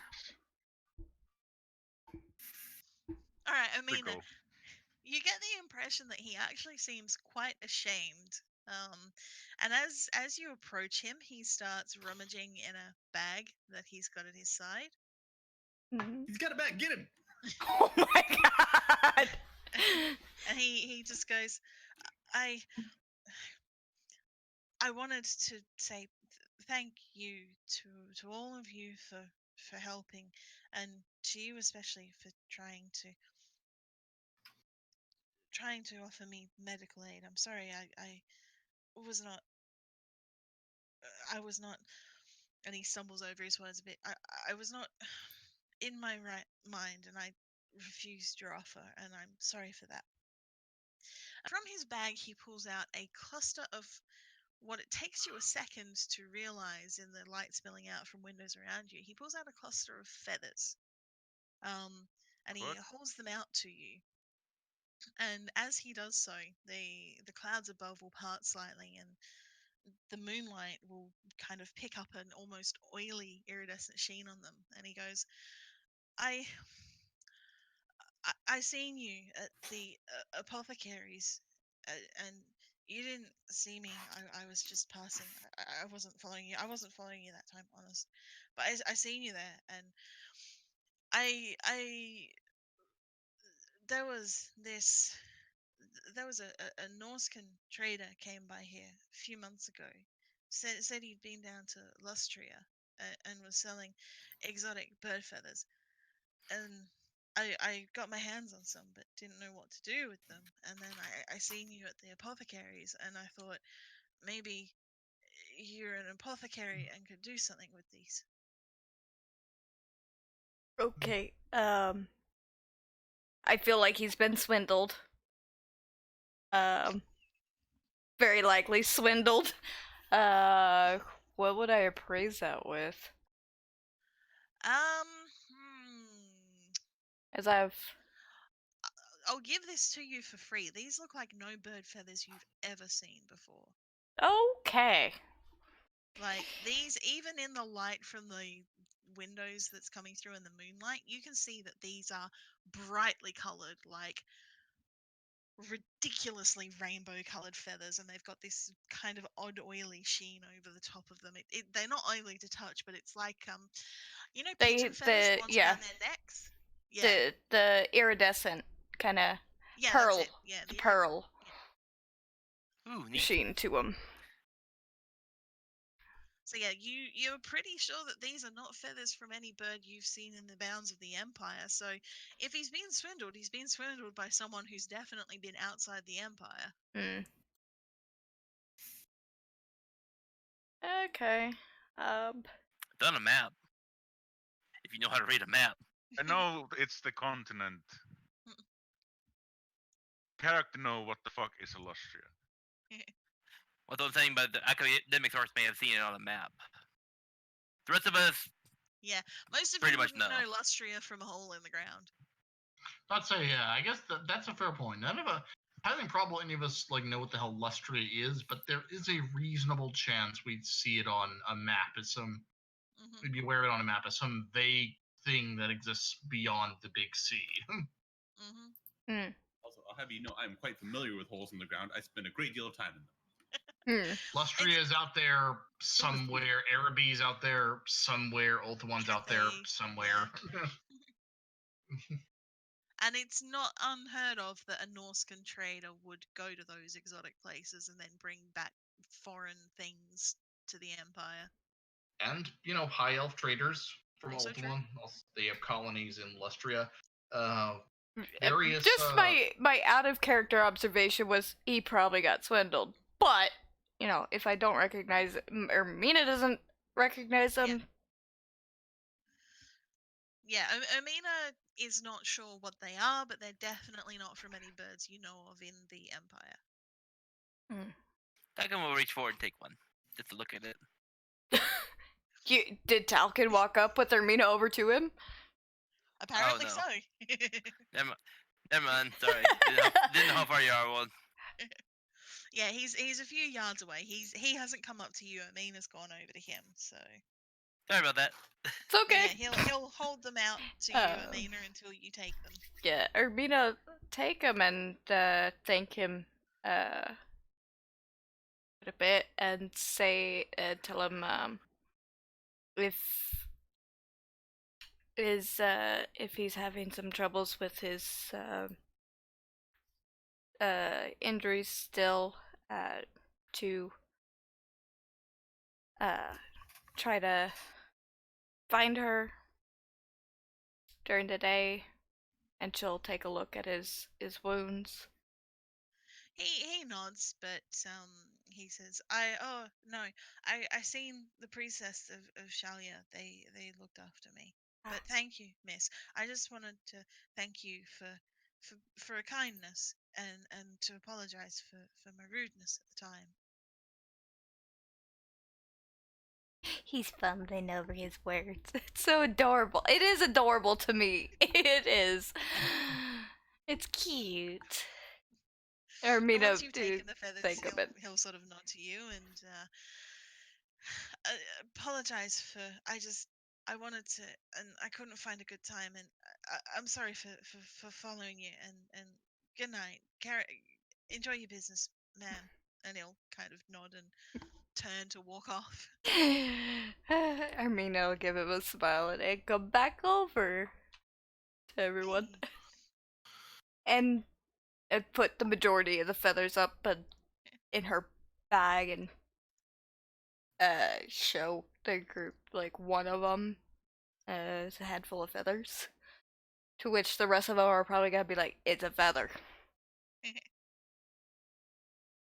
Yeah, with the fancy feather. Fancy feather. That's right. Some of us are interested in animals, so an interesting animal thing is going to be relevant. I'm just gonna note like a large a handful of feathers. Yep. And yeah, the rest of you, when you look at them, you will also realize that you've never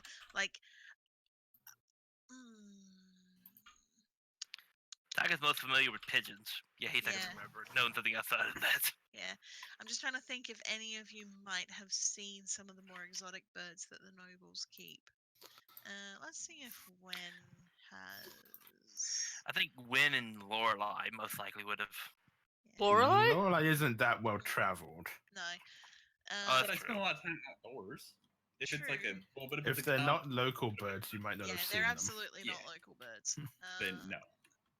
Yeah, listen for this. Like a heron. Sorry, what was that, Helene? Lizardman feathers.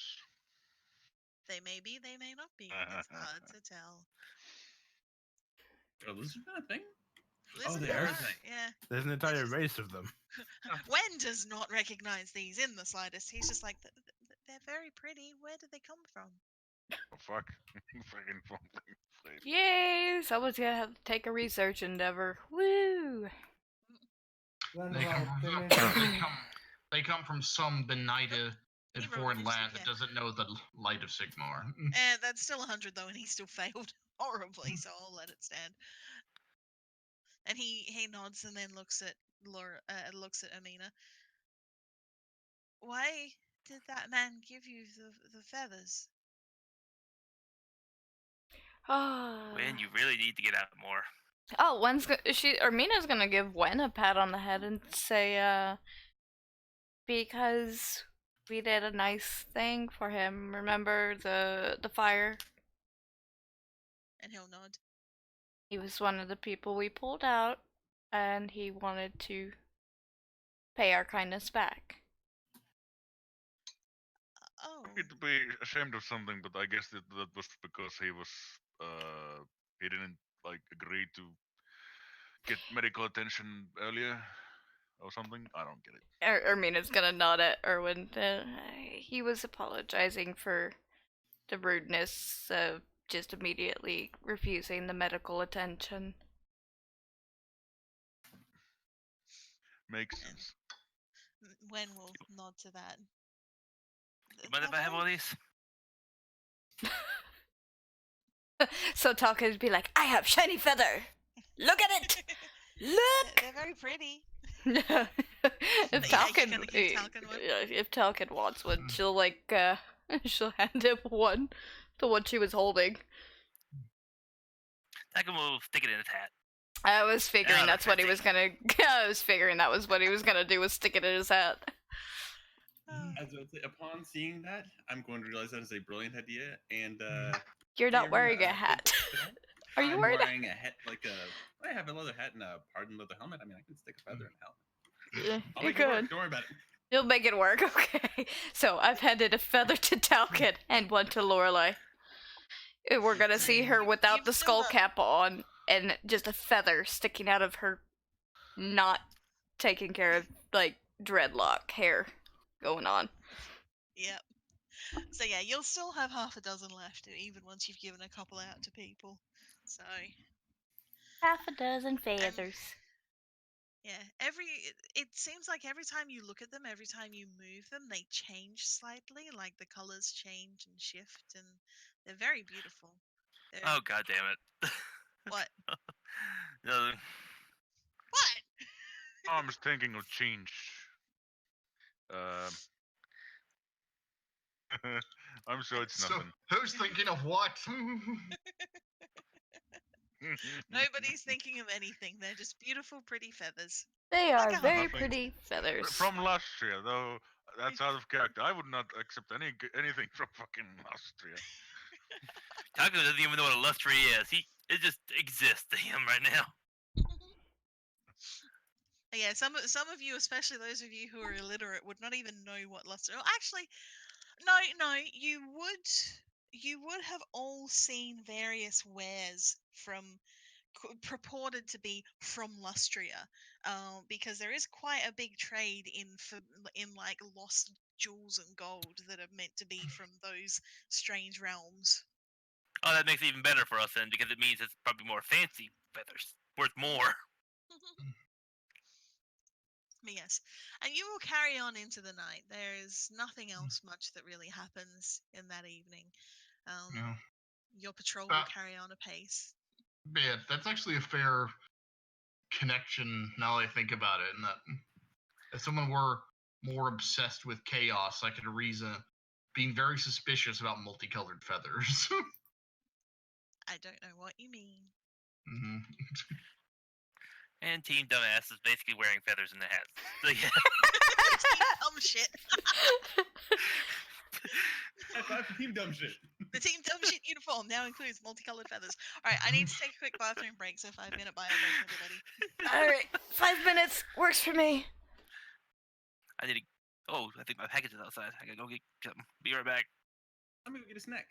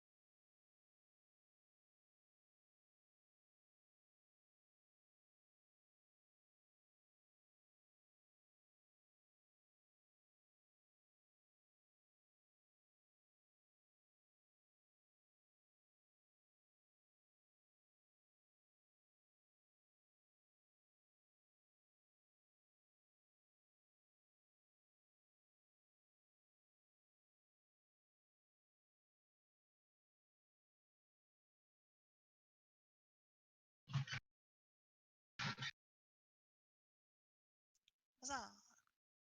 I'm back. Hooray!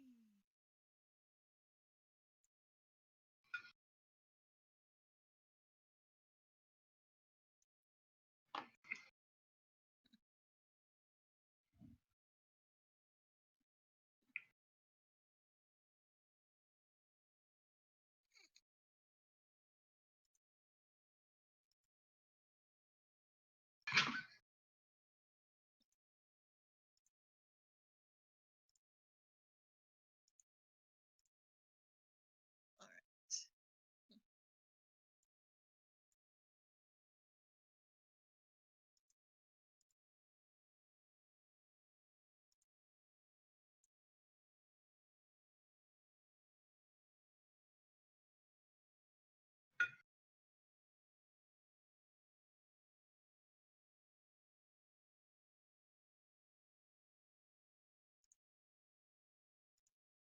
Who are we waiting on? I'm back. Couple still. Okay, cool. Official guardsman with shiny feather and hat.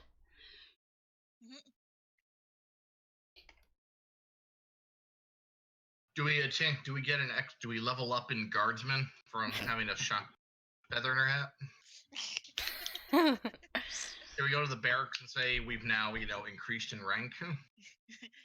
You are now all corporals. Well, you have a feather in your hat, so it does check out.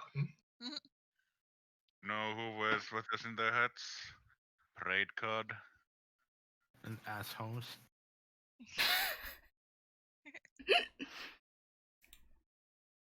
You're just saying that because you can't wear anything in your hair without it catching on fire. He could wear a brazier. Let's say, doesn't what's her nuts from what you call it have like a metal yeah. basket on her head? Yeah, a metal brazier. Yes, all of her headgear is metal. Which, when you think about it, it seems like a terrible idea. But I guess, well, is a bright wizard like just immune to heat while they're channeling flames? They must be. Considering one of their abilities can make them highly resistant or even just straight upright immune to fire. My question is, what happens when they stop channeling and then the hot metal is still just sitting on their head? Indifference.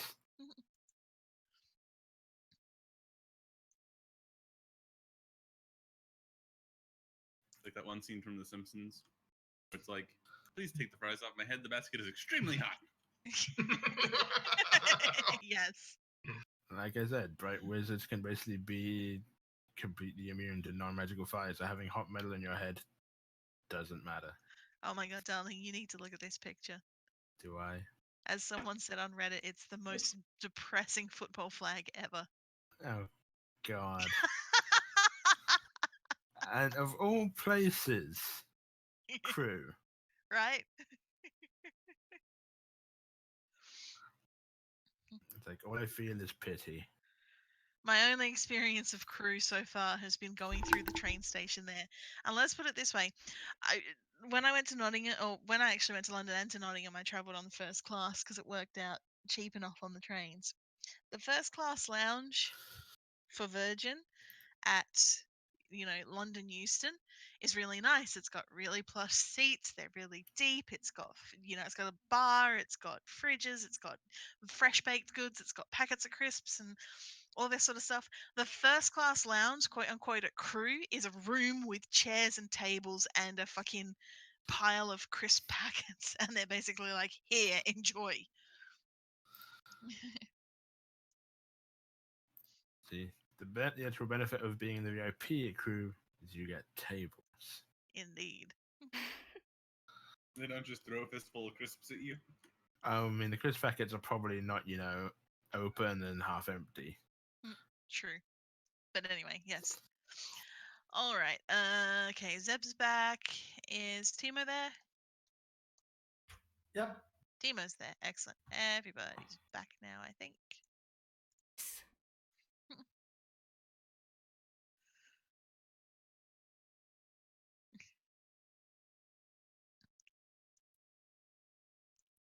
All right, good.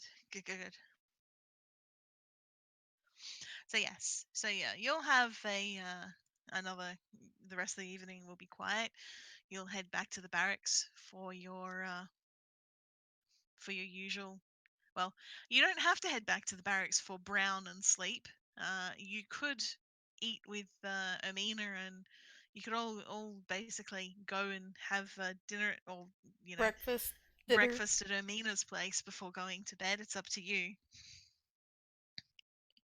You don't have to rely on the brown. I But- vote not brown.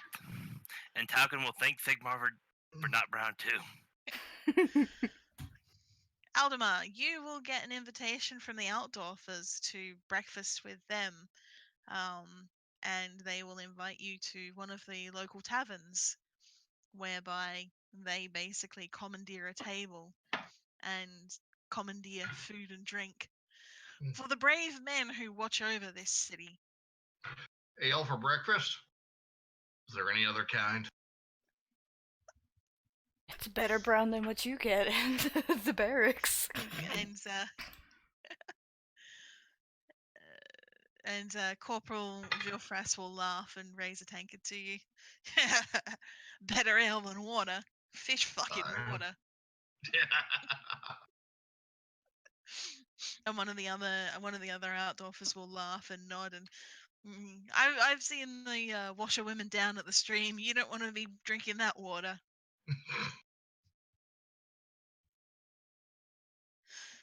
And yes, so you'll have your day of rest, and then your next night on the. I nearly said on the prowl. Yeah. Well, cheers then to not drinking water like some Uber's Riker peasant. Here. And somewhere far away, Erwin is hurt. Somewhere far away, Erwin is drinking water. No, he has his ale. He has a keg of ale. True, It's for special occasions.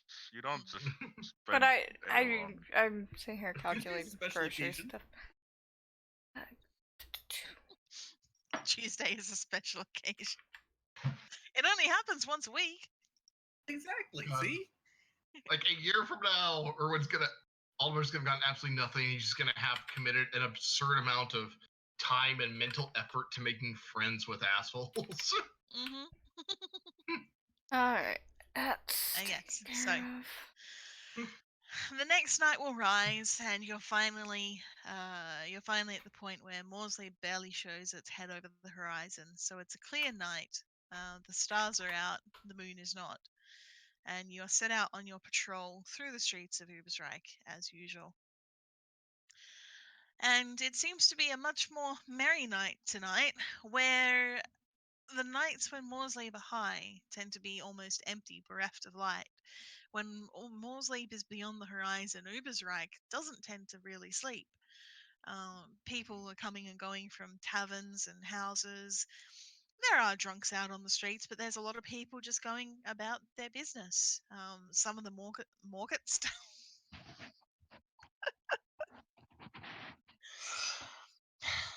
Okay, let's try that again. Some of the market stalls even stay open late into the evening with and there's a few crackling bonfires in some of the market plazas, offering light and warmth and a distinct haze of smoke over the city. And there's torches everywhere. And there are people grilling meats at stalls and stopping out to chat, and it generally seems to be, I won't say a festive air in the air, but it's, as I said, it's bustling and it's busy. And so you'll continue on doing your patrol as you have normally been doing, heading down the streets, and you'll eventually find yourself coming along the street to an inn that some of you would be familiar with, Halkin in particular, the Crooked Hammer, which is an inn that is well known amongst Ubersreich. If I can. And that's where the guy was at that got mugged, or said he was drugged and robbed because he won too much for gambling. So gambling and potential violence? We should totally go in this place. Indeed. Yeah, the Crooked Hammer is pretty typical of the inns and taverns down along the waterways. And for those of you who are native to Ubersreich, most of you would be aware that the Crooked Hammer is pretty much a front for a gambling den. That's even rumored amongst the city that it is perhaps a underground temple of Ranald, though of course that's ridiculous. Who would believe that? But there is also a soup kitchen to the rear of the tavern as well, and especially those who are familiar with the down and out in Ubersreich will know that there is always a good place to get some food. As on a cold night, there's always hot soup up for offer, and they do a fair amount of charity, not tragedy. They do a fair amount of charity. Probably tragedy too. That too. Porque no los dos. Indeed. But on this particular evening, as you come along to the Crooked Hammer, it is not an air of joviality that greets you. It is an air of shouting and violence as a man runs out into the street, and from within you hear the sounds of brawling, scrapping, and furniture being broken, shouting, and all sorts of interesting affray. Oh, yay. Raised eyebrow. Okay. Time to go break up the fight. Where's the door? Where this man just came out. You know, it may be a little extreme, but there is a meteor-based solution problem. Yeah, let's not meteor things. Let's try to solve this without destroying the entire building. She's also going to look at Thomas while saying that, because fire. I was going to say, brawl in the bar, there's going to be alcohol spilled everywhere. If I do anything, the entire building is going up. Oh, yeah. What we could do is we wait outside, and once the sound dies down, we just walk in and arrest everybody who's unconscious. That doesn't sound nearly as fun. Head towards the door. You could So do we that. Wait, so we do what actual police would do and just set up a perimeter or wait for everything to die down and then just walk in and arrest all the unconscious people? No, we can go in and punch them, I guess, yeah? You know there are windows. We can actually look in before we go in. You could. You could do that. Lorelei already walked up. Can we actually? I've never asked all that. I've never really thought about that. What level is Warhammer is the Empire's glass blowing technology? Pretty good considering what we've seen. I was gonna say no, that there is in the Gotrek and Felix books it mentions that there was a window pane riot, I think is the way they refer to it. But I don't think they've got fully clear glass. I think basically they'd have kind of the really thick poured glass rather than actual blown glass. Mm-hmm. So you could like press your face against it and see vague shapes moving around, but you're not going to have like a clear modern style window. And a lot of places might just have empty frames with wooden shutters. In Vermintide, if you you start the Horn of Magnus, you can't see inside the Red Moon Inn. Though within the Red Moon Inn you can see clearly outside, but that's besides the point. Yeah. But yeah, I think you'd be able to kind of mash your face up against the window and get an idea of who's moving around doing what, but not be able to see details. Yeah, from like the street view, we'd see maybe some shapes against the light going around if there's people passing through. And that they'd just be like dark shapes. Yeah. Yeah, so I want to grab the dude that ran out and be like, what's going on in there? Just bear with me a second. And he's gonna see you, and he's going to realize who you are because you are one of the more recognizable faces of the group. And he's just gonna go, oh, thanks, Sigma. There's a huge brawl. Just everybody's fighting everywhere. They won't stop. And Gert is they're breaking everything. They're busting the furniture, and oh god, oh Sigma. Stay calm, citizen. Tell us what happened. I don't know what happened, sir. They were just everybody was drinking, and it was it was a normal night, and there was some dice games, and there was some drinking, and then suddenly there's a table flying across the room, and there's just fists flying and chairs, and everybody's fighting. It's chaos in there. Well, Time to restore the peace. The Lorelei way. Yes, we gotta go. Yep. Yep. First off, I'd though, say- we need to arrest this guy. For I'd what? Just say move you ask over a Wynn bit. to That's watch him actually or the door. something. Yeah, no, I'm gonna do Let's see. the whole rally hand gesture and then point to the door. Big old brawl. We haven't assessed the situation yet. You arrest everybody, and then you figure out what happened. Fine. For all we know, Yes, this guy everybody could have gets caused arrested. the whole thing. There's a brawl we're missing right now, so you can deal Yeah. with that. To the brawl. Uh-oh. Chase out to the... No! Chasing Chase after. after Lorelei. Hmm. I'm gonna. Shorts to the legs. Don't fail me now. Yeah, but no, I'm Okey-dokey. just going to call out like joyously. There's a brawl. Point inside, and then I'm heading inside. All right. So first things first. What are you trying to say, Reeve? Well, nothing. But Okay. well, No, sorry. I thought you were trying to say I was. something. No, Aldor was making a sound to Lorelei doing that. All right. All right. So that's a window you're about to head in through. So I'll move him out of the way so you can go in through That's the the door window? Sorry. instead. Yes. Oh. In through the window. Let's go. Probably shouldn't. All right. We're just gonna Just slip let Elsa on through the his blasters or whatever. I guess it's a brawl. It's not a chaos ritual or a greenskin incursion or something. Aldemar doesn't see the reason for. We don't know that. It could be He's any wrong. like type of just joyous thing. Let's go. Yep. At Okay. this moment... Well, I guess I do have a crowbar. That's a non-lethal weapon, kind of. Yep. All right. Thomas, are you coming up, bringing up the rear? Okay. Excellent. So, Lorelei, you're going to push the door open, and I'm just going to reveal everything because it's just easier than going piece by piece. Give me a second. Somebody shouting "freeze police" so we can have Come all the.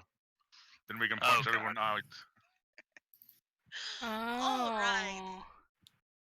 So Explain. you open the door, and you are going to see basically that there is just a huge swirling brawl, that is taking up most of the bar. The bar mistress is currently kind of crouched behind the bar, her head just peeking up as she's screeching at various people to stop fighting. And you will notice quite prominently Hey, the red and look! blue of the Altdorf soldiery. Well, this is bad. Bad for you, maybe. Look at Dane, though. We got Dane. And No. yeah, Whatever. as you come in, you will see your erstwhile boat captain, Dame, and a rather stout dwarf woman laying into the fight with some great deal of glee. You will notice, though, that everybody is fighting barehanded. It is definitely a brawl. There is no weapons on display. There is no knives or shivs or axes or anything. Everybody is just punching and being punched. Which actually makes our Knuckle job a Dusters- lot more complicated. Knuckle dusters are still okay, right? Punch. You're a watchman. You can choose if they're okay or not. Things are a lot more. Things are a lot simpler when you can just murder people indiscriminately. Indeed. Indeed. If anybody asked, I didn't have knuckle dusters on. Okay, no I problem. have See nothing. no Let's go. idea. Time for us to establish initiative. Indeed. Just the initiative bonus? Is that what we're 1d10 clicking? plus initiative bonus. We have a die for that. I forgot Yeah. the roll thingies now. Yeah, there's a initiative bonus, like on the initiative thing on the main sheet. You just click Okay, we on just that want eye bonus and roll. one eye bonus and then roll it. And make sure your token's selected. Except turn order hasn't been added. So. Yep, just give me a second. Sorry. You're all ahead of me a bit.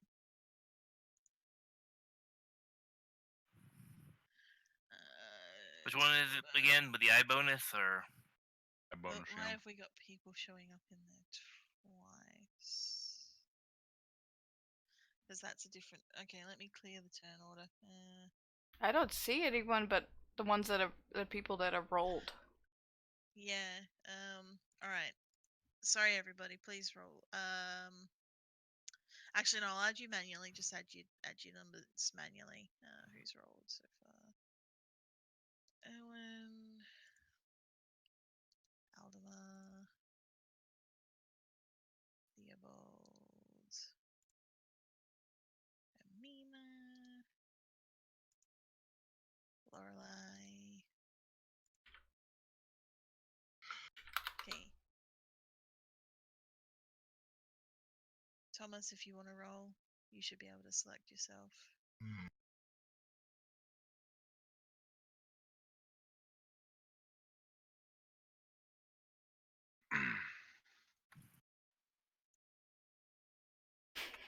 Wilfras. Andy is so happy. He gets to punch things. This is exactly the sort of scenario I like. It's a brawl. Alpha, are you rolling? Can just violence. You're muted. Sorry, yeah, I'm just trying to do something. I'm less happy. This is gonna have political ramifications. This is gonna have personal issues with my infiltration, and I can't soul fire this problem. I have to use my fist in this situation. I'm a halfling. I get kicked. Pump the halfling. No, you get stomped. Be accurate. Hold on. Since Telson is like a size smaller than me, could he like ride atop my shoulders and engage in mounted combat? I don't feel like working out the maths on that one right now. And suddenly Telson gets cavalry weapons and rides Lorelei into battle. I fully support this plan. So he gets a 4. I'm not going to roll individually for everybody involved in this. Yeah, far too many habits. It's as said. Sometimes for me, it depends on my mood. Sometimes I roll for every single individual involved. Sometimes I just say, okay, everyone of this type will go on this initiative. Yep. Okay. That dude has a name and a fancy hat. I have a cunning plan. That dude has a name and has a face that you all will recognize. Aldemar most of all. Indeed. Hey, I was about to say, Aldemar, if you want to really sell your cover and need somebody on our team to punch you in the face, I am more than willing to bite that bullet for you. Thank you for your ongoing friendship. You nearly killed Zeb. No, I'm not fine yet. Listen, that would put me at 2 people in our group that I punched in the face. Aldemar will participate in, trying to bust up this fight. But he probably will try to maintain his cover after this fight is resolved, so... Though Talcub will... sorry, go ahead. Because I already have a suspicion how these things are going to go. I think the Eldurfers will turn on him for being involved in breaking up, breaking his holding because his hand is forced by circumstance. But once everything has been settled, they'll want Aldemar to try to intervene on their behalf, which he'll probably do. And you could try and just yell them to stop. I'm going first the initiative. That is actually exactly what I'm going to do. Before we do, though, is the brawling just sound on the bottom floor, or is there some up the top floor as well? It sounds like it's pretty much confined to the bottom floor. Okay, good. We don't need to go upstairs. Yeah. This is the common room and all that. I doubt people would be fighting in their rooms upstairs. Well, you never know with drunk people. All right. What happens So, if you can send results? First question before we go galloping in: is this guy being arrested? Yes. Okay. Well, I Amen mean, to I'll put both. those terms. I'll say, hold on, when keep this witness safe for further questioning. Yes, Aldemar. And he's gonna basically put the guy on a bench and stand there in front of him like, you have to stay here. Damn right. Because yes, obviously, people will react more negatively when you use words like arrest. And very technically, it's not arrest implies a crime. I believe detain would be more technically accurate, but that's semantics. Alrighty then. So yes, it is now the top of the initiative. It is now Aldemar's turn. All right, First in. Gabanog. Go for the balls.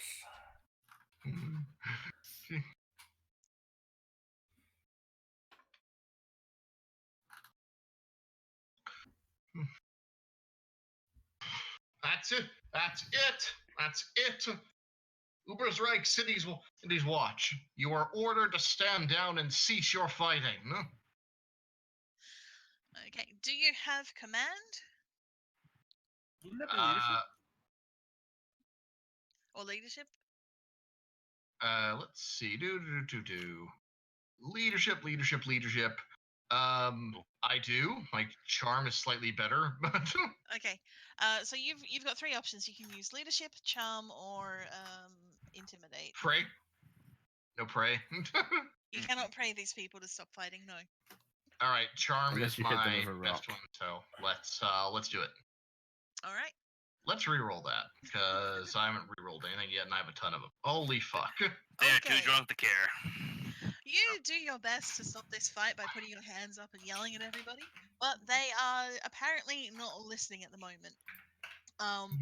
So I will say that you can try on subsequent turns too, or other people can try as well. I have a But cunning yeah, so plan. at the moment they're just not listening to you, so it's up to you if you want to take any further action. Aldemar's gonna kick himself. I see my problem. I'm not standing on a table. Aha! Aha! Good Or the thing. bar. I could The also make it to short- the bar. Good thing the short woman is going to actually get on a table and start yelling. All right, Thomas, set this whole bar aflame. They aren't listening to Aldemar. All right, so you actually taking any other actions, or is that your turn? Do I have any other actions? Okay, Well, I you moved gotta in move and then I and- yelled at everyone. Okay, yep, cool. Not a You problem. can still move. Yeah, you can still move I- a bit further. I don't know where to, but Okay. Thomas. Do you want to stand on the table? I could, but I was gonna do that on my next turn. Okay, yeah. Fair enough. We'll let you do that on your next turn. Thomas, what are you gonna do? Let's see. Well, considering we want to try and end this relatively peacefully, Thomas is going to start moving forward and is going to start channeling. That's all he's gonna do, is channel. Okay. You So that's- could walk in, Aldine, so everyone can see you lighting up like a Roman candle. Oh, he's walking Oh, in. no, he is. I'm basically walking and standing up behind you, and yes, I am lighting up. Okay, I will.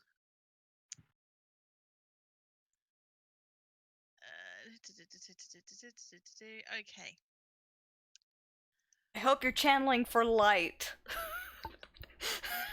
In case you I'm crit. channeling for something much worse than light, and apparently my tab on my thing just changed. Sorry, I was looking at something real quick. I didn't mean to change you off of it. Okay, alright, so if you're just walking in and channeling, I'll let you do that. What will happen though is that Aldemar will get a bonus to his next attempt to control the situation, because he has got a wizard visibly with him starting to amp up his fire, so... I'm going to also fortune that because I want to eventually succeed.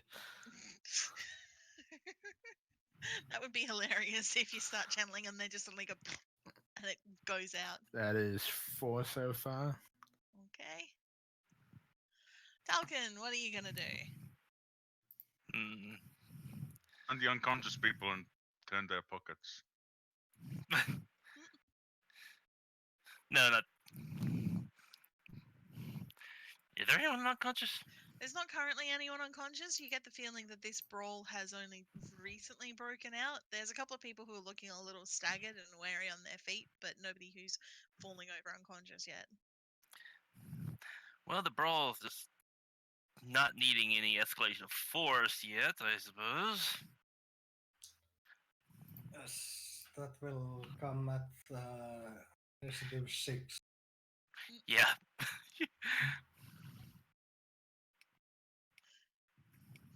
Yeah, that's Trying gonna to think. happen. It's gonna happen. Do I have anything that could get anything of attention? Well, that would get attention, but not the sort of attention we want.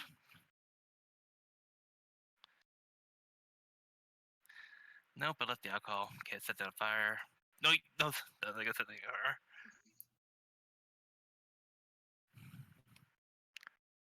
I mean, people are plenty distracted. You could probably nick something from the bar. There's someone behind the bar that's paying attention. Oh, she's paying attention to a lot of things.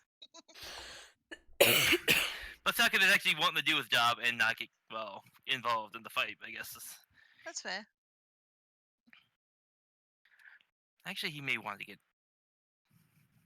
Oh, there's a kitchen. Wait. Yeah, there is a kitchen. Hmm.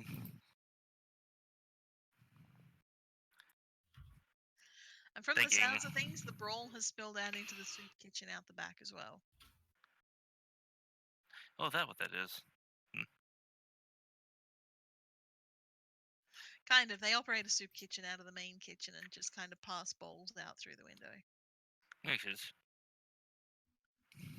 You know what? Talcon is going to be slightly stealthy for now rather than draw attention to himself. Mhm. So he's going to... How far can I move again? Where did that page go? Here we go. I can move 6. Okay, the thing has changed. How far am I moving? Do it in squares. That's what I was measuring. Fair enough.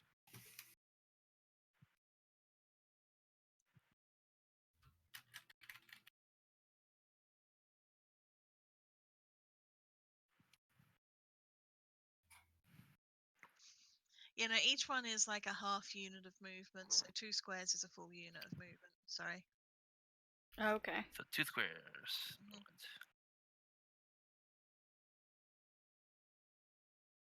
So just ignore the yard. Mhm. Got it. So I'm taking my movement 12 and sneaking over here, and then stealth.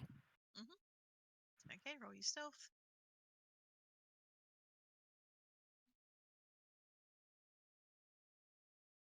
Mostly in case we need something to go from the back. Mhm. And I can reverse that because I have Alley Cat. Hooray! So it's you have 18. an 18. Excellent. Good to know. Good to know. Okay. That's the first time I've ever actually used that one, but Excellent. Amina! Time for me to get absolutely screwed over. Mm. Possibly. Mhm. This is either gonna go really well or really poorly. Probably. we need to get some like fireworks for something like this in the future. Fireworks? Why have fireworks when you have an apothecary carrying tons of vials of unknown fluids? Just saying.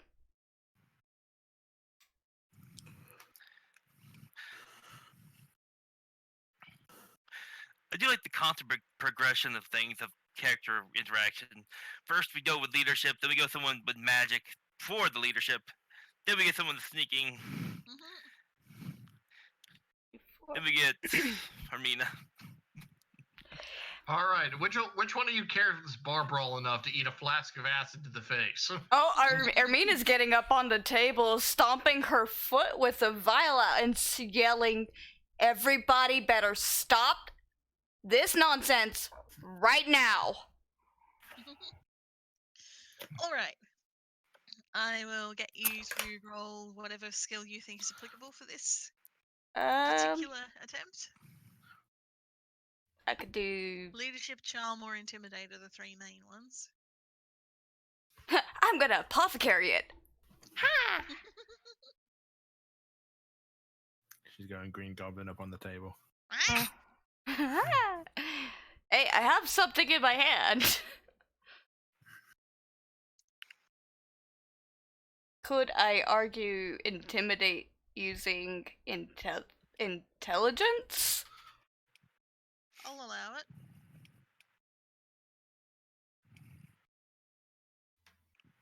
So I'm not gonna charm anyone. Fair enough.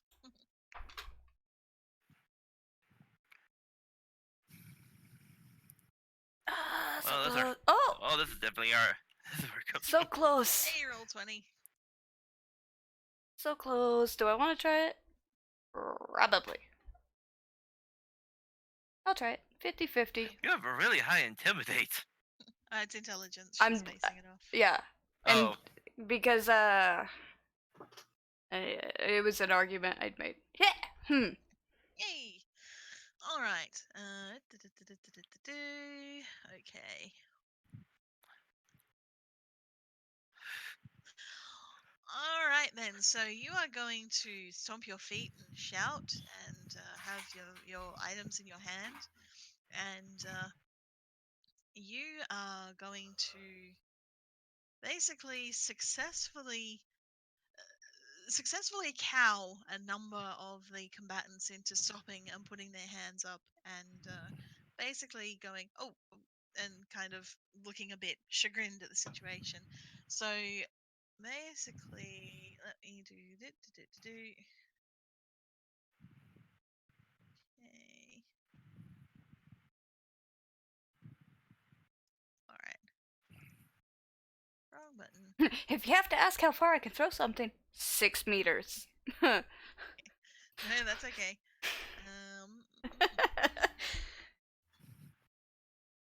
Alright, so the dudes with the little doofucky on them are the ones who are basically, they're going to listen to Amina and throw their hands up and be like, oh, no, we don't want to fight. Oops. Let me have a look. Do they listen to that?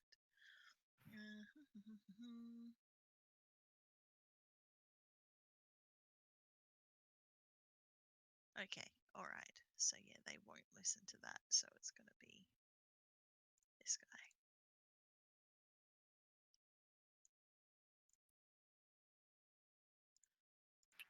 Okay, so basically a ring of people around Amina kind of look up, or a ring of the commoners around Amina kind of look up to her and realize who she is and what's happening, and they start sort of, oh, sorry, and, hands go up and they start looking around and they start backing away from the people that they were brawling with. And that is Amina's turn. And then Hey, I'm gonna get tackled by an outdoor footman. I get an advantage for that though. You do. Alright then, so what's going to happen here? You are coming over here. You are staying here. You're getting double teamed. There's not much you can do about that. You go here. You step into that fight. And that one. Okay. You are going to move over here and start punching that guy.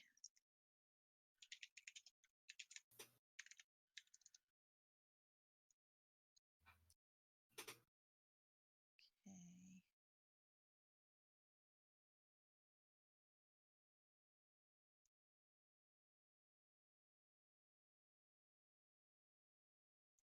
And then, yeah, this is happening out here too. This is coming in on this. And Lorelei's just sitting there waiting, going, "Is it my turn to punch things? I turn to punch things. Just think, everybody that's got, like the intimidate, has got the charm, has got the whatever, they're trying to do the peaceable options. And once it gets to me, if none of those peaceable options have worked, well. Okay. All right, but you get a separate one. Oh, you do. Excellent. So that is 3.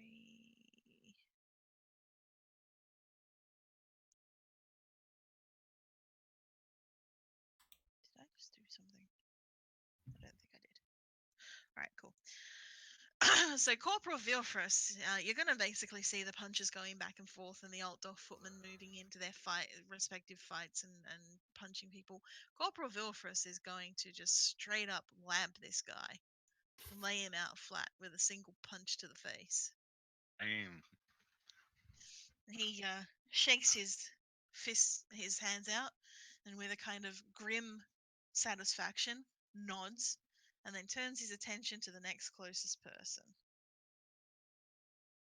And that is their turn, so it's Owen's turn now. Oh boy. What to do? What to do? I'm not good with words, so I might just Go deck the corporal. Go deck the corporal. I could, I guess.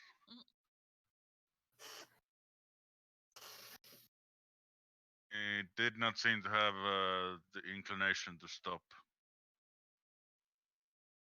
fighting after knocking that guy out.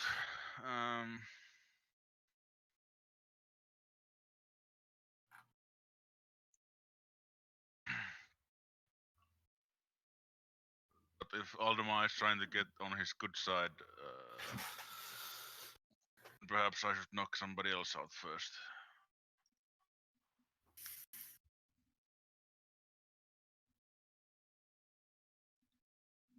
It depends on how much Aldemar's actually told you. He has not told anything, I think. Yeah. So I mean, so far as you know, Aldemar's just trying to get in with the Altdorfers to find more information about it. You going and punching their corporal would probably play along with, you being an uncultured swine. Yeah, the dumb Uber's bumpkins. Yeah, I'm a dumb muscle, so that's a good point. Charge! Yeah, I'll charge with my fists up. All right. Here comes the new challenger. Get this guy out of here. Excellent.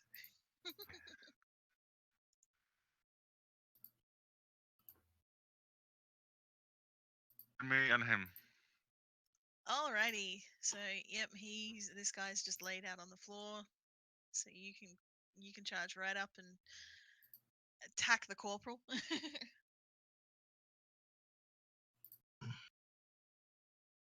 It's time to stop disturbing the peace. Right. So yeah, I'll be charging in, which will give me an advantage. Yep. Anything else? No, Corporal Vilfrus is a capable combatant, but he is on his own, so you are not ganging up on him, but he's not ganging up on you either, so you just get your advantage from the charge. Right. Yep. Let's roll it then. Melee brawl with +10. Yep. Alright, let's see if he passes. Oh, he passed, yeah. He got 1 degree of success on his. I might reroll then. Alright. Can't fail much worse. Those are dangerous words. I know, right? Andy should know. Andy knows this very well. Oh, damn, son. Crit. Alrighty, let me have a look at this real quick. Some kind of injury. You do, yeah. Should have in the gut. Let me just have a real quick look at something.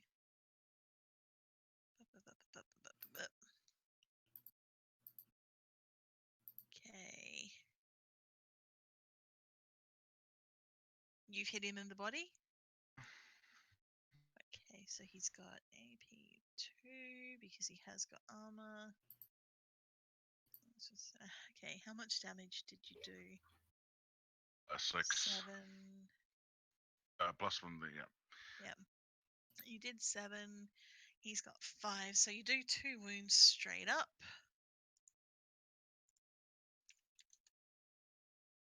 Okay.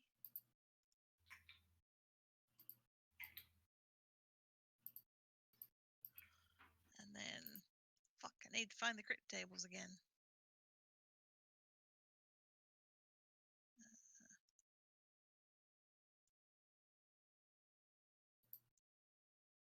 Critical wounds. Here we go.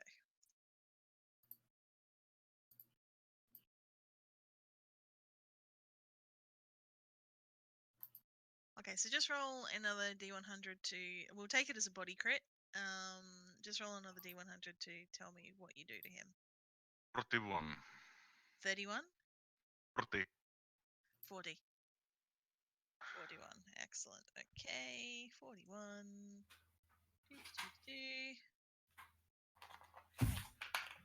Wrenched collarbone. Randomly select one arm, drop whatever is held in that hand. The arm is useless for 1d10 rounds. Okay. Alright, he's not holding anything in his hands. He is unarmed. This is all bare knuckle fighting. But you're basically gonna hit him just below the collarbone, and you'll hear a snackening. Why can I never speak English when I'm DMing? Why? You'll hear a sickening snap. Thank you. And you'll see his is Erwin right-handed or left-handed? Right-handed. So you'll see his left hand just kind of go limp and kind of useless at his side. And what is Erwin's expression while this is happening? Like, is he like Lorelei, like charging in gleefully and like, yeah, I'm gonna wreck shit? Or are you just like, is he just kind of like, I have to do this, I don't want to be doing this? I suppose it's more like muted excitement. Like, I'm not like yelling, yay, I get to punch people, but more like, gotta be on my toes here, you know.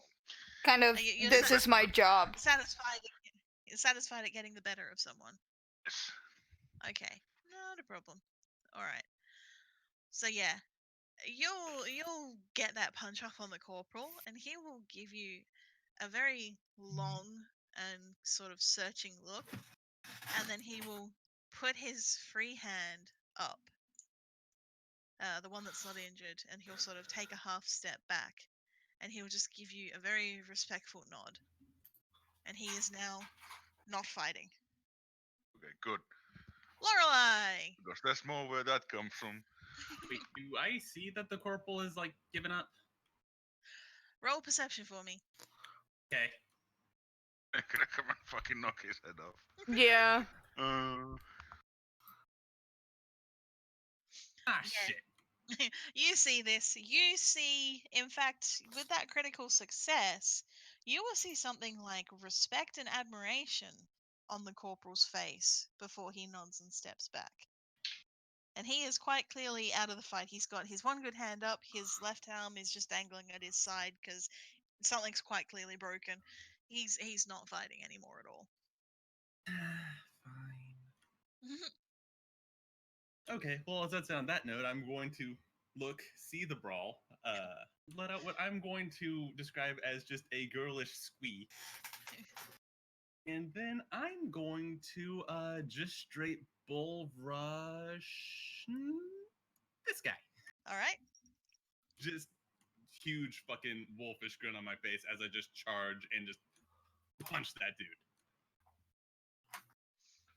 Alrighty then. Roll you get your advantage from charge.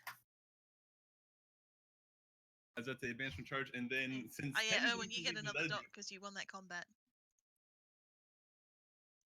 Yeah. So I would have him outnumbered too, right? Yes, you do now get an extra advantage because he is now outnumbered 2-1. Right. So that's brawling at plus 30. Mm-hmm.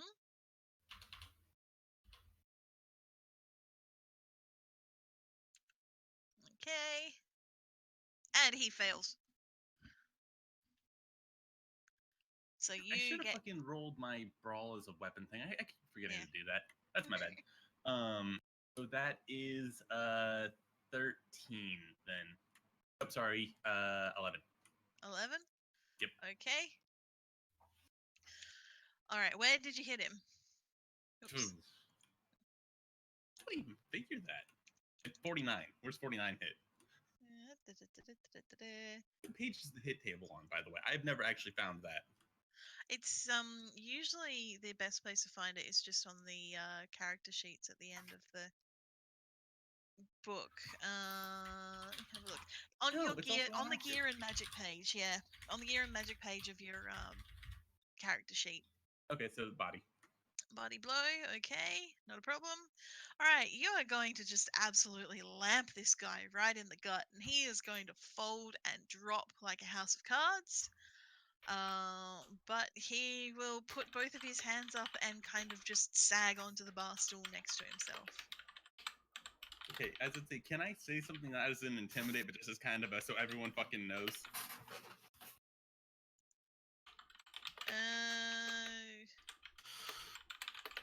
In some systems, you do flip it before applying it. I thought in this one it stopped doing that. Because you don't flip it when you roll it for criticals. So I'm just, fuck it, I'm just gonna go with as rolled. That's fine. Yeah, you can say something. But I'm you're not going gonna with- get you're not gonna get a proper intimidate roll because you just kind of. Oh no, I get that. I just want to stop resisting.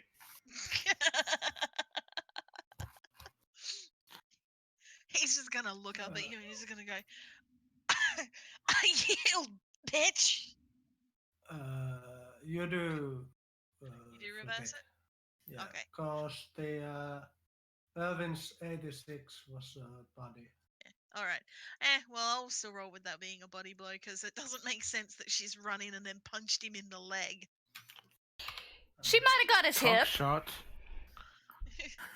Right at the hip. Theobald!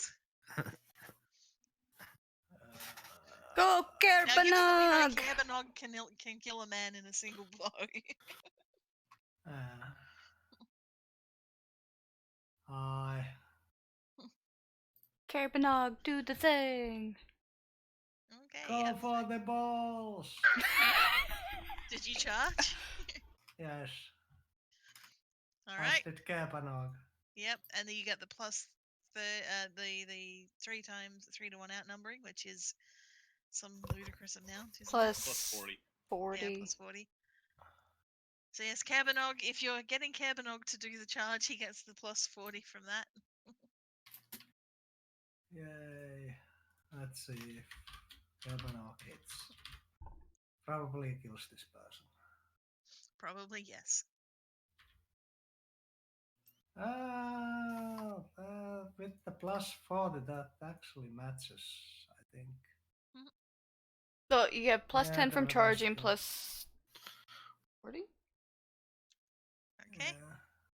Let's see if he. Oh wow, he gets 2 success levels. Yeah, that's just the base pass. Yep. Kerbanog. So, doesn't hit? I've always got to fucking go back to this one. Applying. Book. You still apply the damage.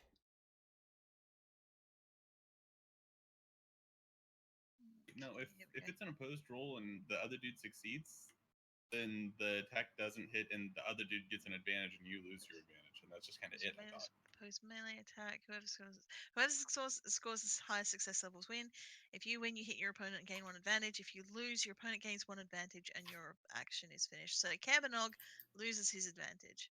But this guy gains an advantage. And you get to punch him. But Theobald does get to punch him and does still get the plus 40 from the outnumbering and the plus 10 from charging. Yeah. So Oh, punch. Matching again. okay, this guy fails though, so you do actually get the punch off. Okay. What is my punch? It's strength bonus plus success, I think.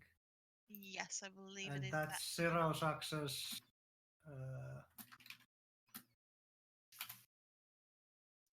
Strength is 3, and then strike mighty blows.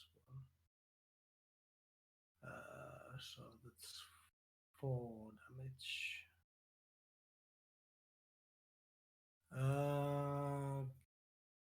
Are the fists listed somewhere? Like, Unarmed wait, the knuckle combat. dusters, or it's just Just unarmed? Unarmed. It's under brawling on page 294. 294. Falling bone. Unarmed is strength bonus plus 0 undamaging. That was undamaging. All ABs are against undamaging. Okay, so it's 4 damage. Okay, 4 damage. Alright. So the corporal's the only one with any armor on, but he's got toughness still, so it'll be 1 damage to him. Alright, but you get an extra advantage because you did successfully attack. Yay, 4 damage. Okay, so it's the turn of the various people who haven't recused themselves from brawling yet. The alt of footman also took damage, so he loses advantage. Oh yes, he did. So yes, he loses his damage. Is Theobald yelling, "Stop"? Stop, or more balls will be the. Stop resisting! Stop resisting! Alright, let's do this thing. Alright, so there's a whole lot of punching going on, but not much damage being done. However, there is someone who's likely to cause some damage. Is it Dane? Dane. Yes. Yep. Yeah, so nobody wins that one. Dane Yeager. She loves a brawl. Yes, she does. She only gets 1 success level from that though, which is a pity.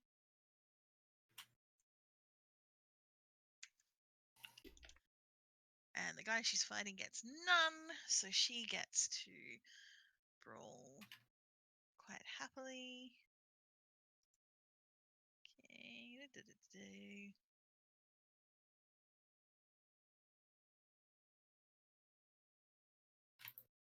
Where is her strength bonus? There we go.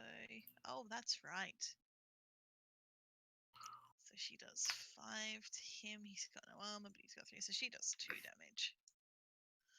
And she gets advantage. Okay. And this guy's going to go out here to help. Get out of my Guys are gonna square! Head towards the door. This guy's going to head towards the door. Actually, he starts to head towards the door. He sees the wizard standing there, thinks better of it, and just goes back towards the corner. The other guys that are going towards the Relieves. door are also going. This guy's going towards the back door. Oi. Nobody gets away. And it's Aldemar's turn again.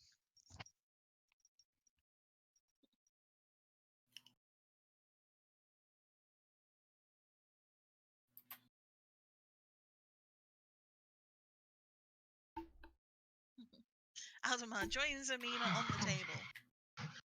Hey, my table. Oh. This has gone on long enough. We are shutting this place down. In the name of the Emperor, I command you to stop. Alright, I will give you a plus... I'll give you a plus 30 because you have a wizard who is getting rowdy. That will feel A bad. wizard getting rowdy? Sigmarite will feel bad about having bonuses from a wizard. Indeed. Could do better, but I'm not gonna risk it. All right. He's got a wizarding. He's got a Lorelei. He's got an angry short woman on a table. And he's got a dog that's attacking men's balls. Okay. And then Erwin over there just decking people. And went outside Alright. just holding that guy against the wall.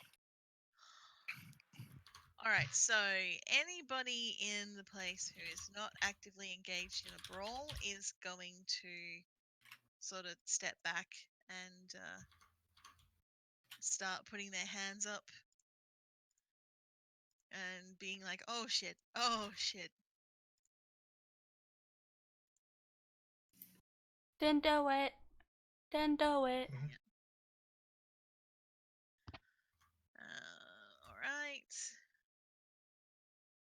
Unfortunately, the outdoor footmen are not in any mood to stop brawling just at this second yet.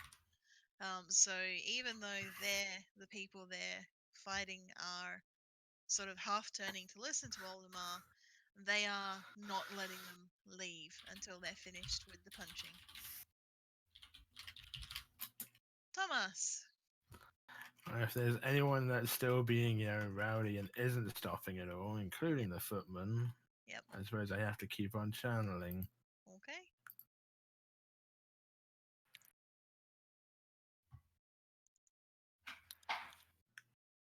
Please tell me at the end of this you're gonna just like make a light.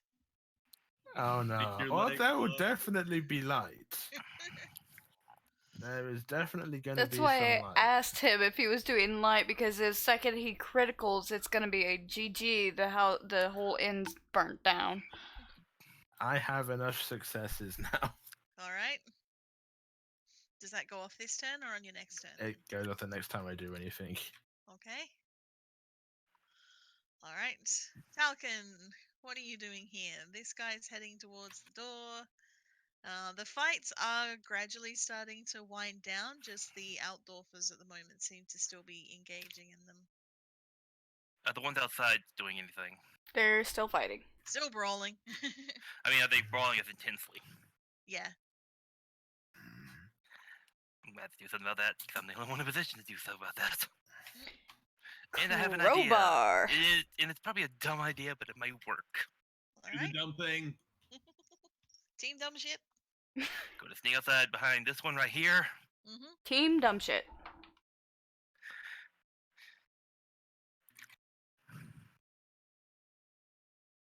Right, and say the thing. It's either going to trip or de-pants him. That'll at least stop him. Alright. De-pantsing. I will get you to roll agility for me, and it will be uncontested because you are sneaking and he's currently fighting someone. Nope, re-rolling that. Should get a bonus because he doesn't see you. Well, that's why it's uncontested. Otherwise, he'd be able to try and dodge. Drat. It's a 0. Yeah. I'll allow that.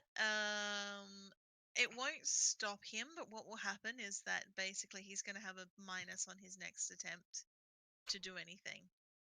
Because you've now distracted him from the fight. Works for me.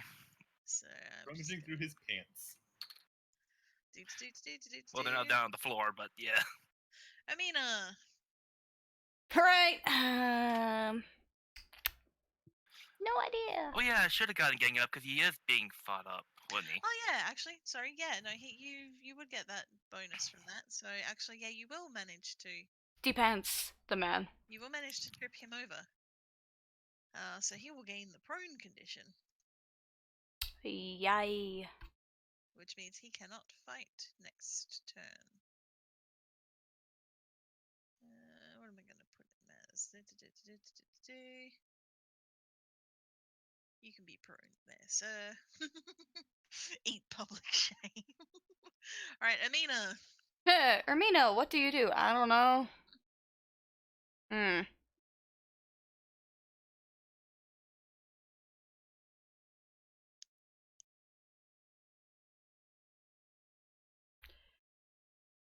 Well,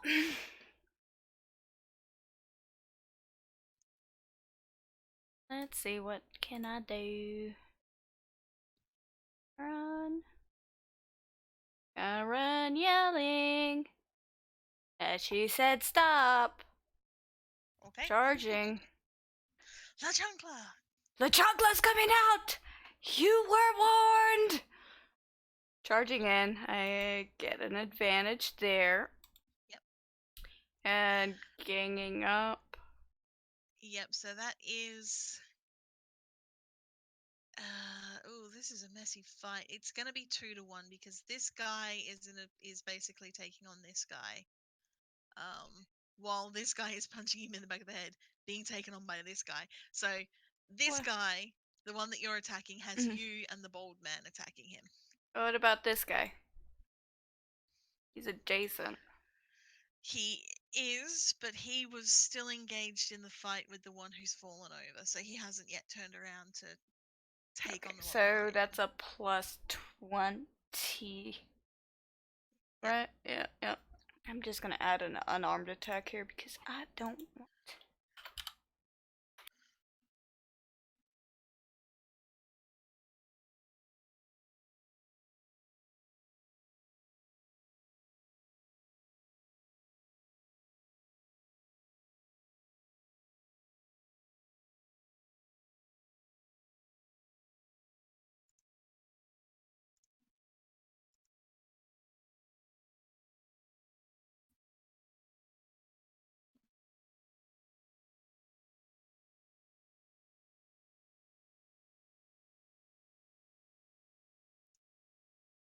Okay, he's gonna try, and he fails as well, so...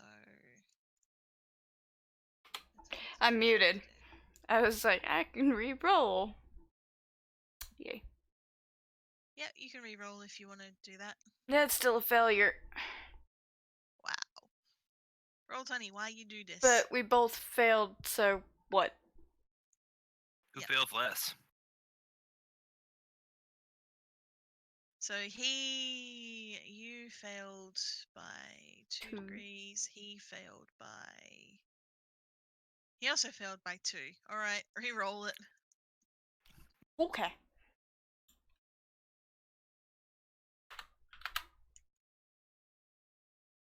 You got a critical success and he failed, so you do She is 6 an angry damage. woman. Yep. You do 6 damage. He's got no armor on, so he takes 3 of that. Alright. That is in the arm. Roll your crit damage for me. Was just a D100? Roll 1d100, yep. The right. Okay. Critical wounds 3. Your arm is jarred in the attack. So basically you just punch him and you basically give him a solid slug in the arm. Like you give him the equivalent of a dead arm, like you used to do to Theobald when you were kids and he was chasing you with rat tails around the house and things like that. But as soon as you hit him, he kind of puts both of his hands up and then steps back. And just goes, I yield.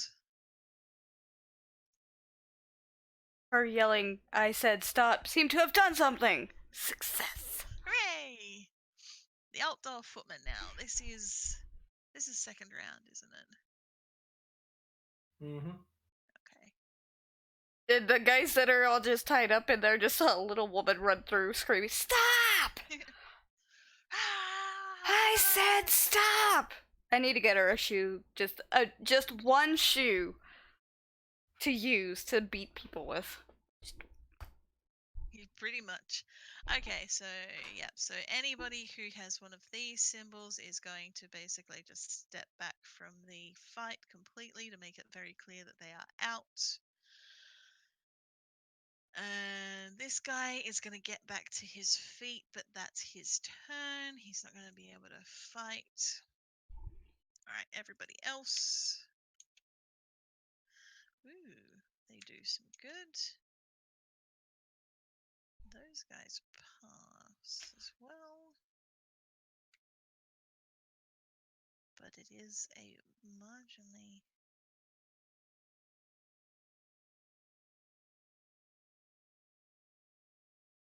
Alright, so yeah, you see a bit more punching going on and hear a bit more crashing of knuckles and see a couple of the inn patrons taking some injuries, things like that. This guy, let's do him specifically against Dane. Oh, alright. She fails less than him, so there's that. Owen! Alright. So the corporal has yielded. Alright, good. Time to put another one down then. Time to go punch this guy. Oh, I need a charging distance, so for my advantage. So. I mean, you've already got 2 advantage, and you'll get ganging up bonus on him. But I could get getting up bonuses on other people too. That is also true. You could run over here. Gang up on this poor guy. Or, you know, run over and help, you know, gang up with Dane.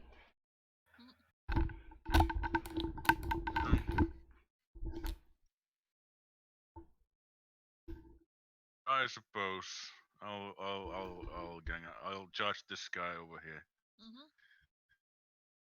My gang up and my extra advantage. What's the ganging up bonus here? 20.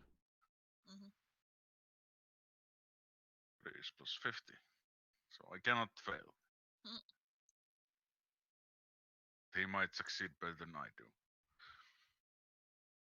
Right. It's time to take a nap.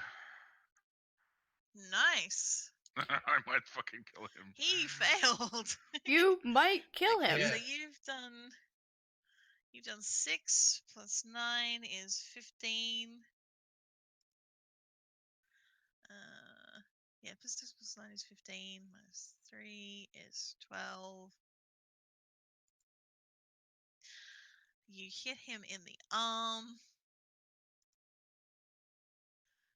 Okay, so he just goes down with a crunch and is completely out. Yay. All while yelling, "Stop resisting!"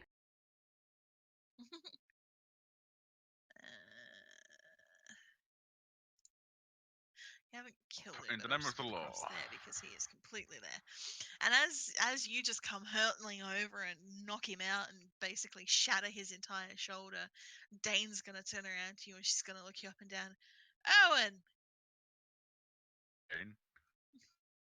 I had that.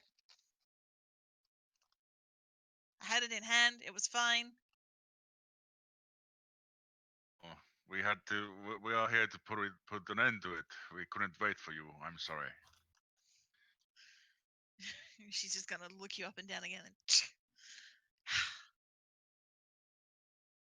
Lorelei. As it's still laughing gleefully, I'm now going to sprint over and punch this dude. Okay. Take your ganging up bonus.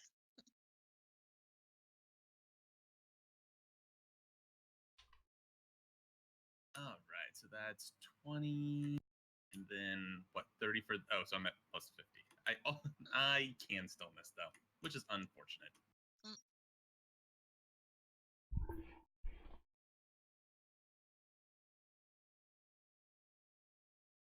Wow. I'm going to re-roll that. Yeah, Just regardless of because. what it says, it's still a failure. Fumbling success. Fumbling success. You deck the peasant. program failed successfully. Reroll that, man.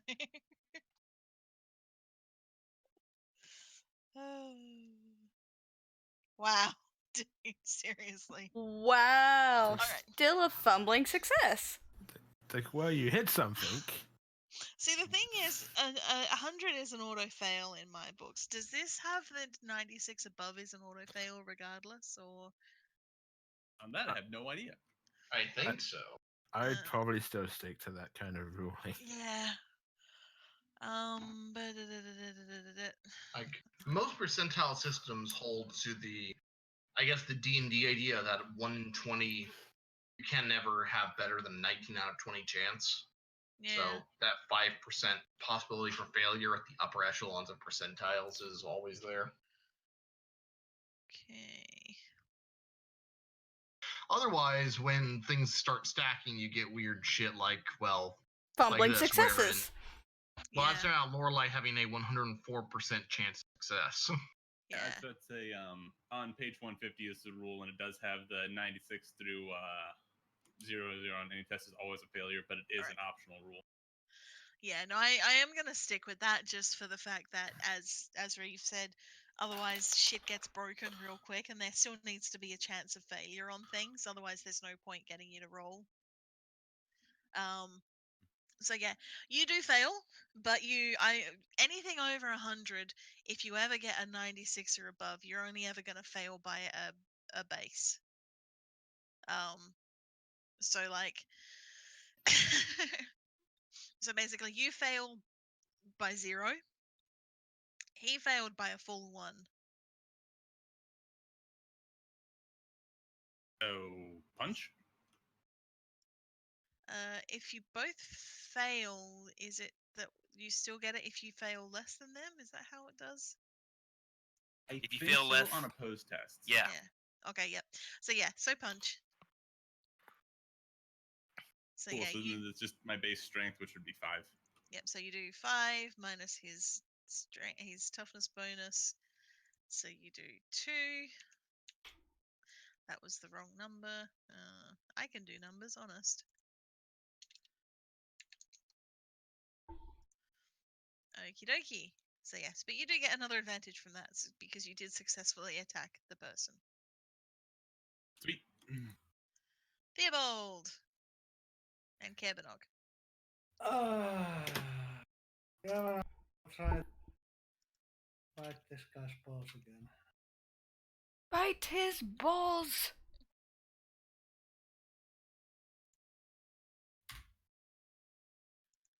And he does bite balls. The guy gets 3 success levels. So yeah, he wins. So he gets the advantage, but nothing more than that. Oh. While he's distracted fending your dog off from his nads, you can punch him. I will grab a chair and hit him in the head with. You're gonna destroy property? If I property his head, then yes. I think that the chair is more valuable than his head. Hopefully it's also harder. Just swing your pole of rats at his head. I just grab a bottle, an empty bottle. Yeah. The most effective weapon you will find. I mean, those old bottles are fucking like thick, super thick glass. They don't break easy.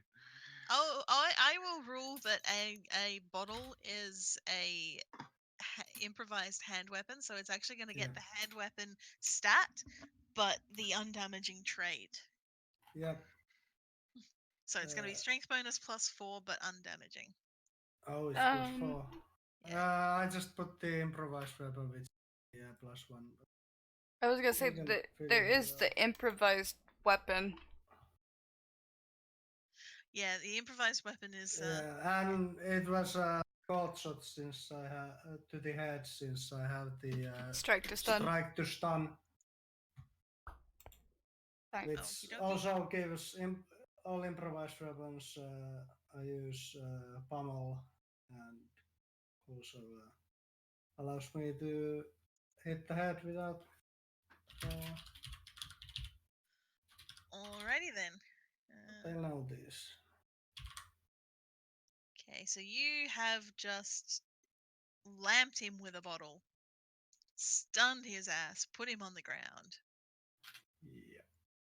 He goes down with a sickening crack. So we got one. And then Kerbanog goes for the nads. Okay. There's another guy who needs to be put down. Well, you say that, but as this happens, and everybody's looking around and watching, Corporal Vilfrus is going to basically just yell out, "Quit it!" And a lot of them, all of the Altdorf troopers, are going to put their hands up and step back from the fight. And with that, you have actually brought the brawl to an end. And I didn't even get to cast my spell. You didn't. Is it going to go off regardless? Oh, I think so. Oh God, what are you doing? Firestorm! I wish I had Firestorm. Are you gonna make a bridge again? Light. No, I'm not making a bridge either. Build me a bridge. Get over it. Cast light on leg. On a flame. He has a majestic crown made of fire. Yes, and everyone that looks at me is now afraid. I'm spooked. Well, with that, what you're going to achieve is you're going to achieve spooking the fucking the Peasants. commoners to the point where they start running out of the tavern. Nobody gets away. Stop them! I need to tackle Myself someone to make an between the example. door. I can just Owen's close gonna the door block from the here. door. Okay, yep. I'm gonna block this door. Maybe Thomas should step These guys are outside so coming out they. that way. Oi! Nobody Oi. leaves till we've sorted this situation out.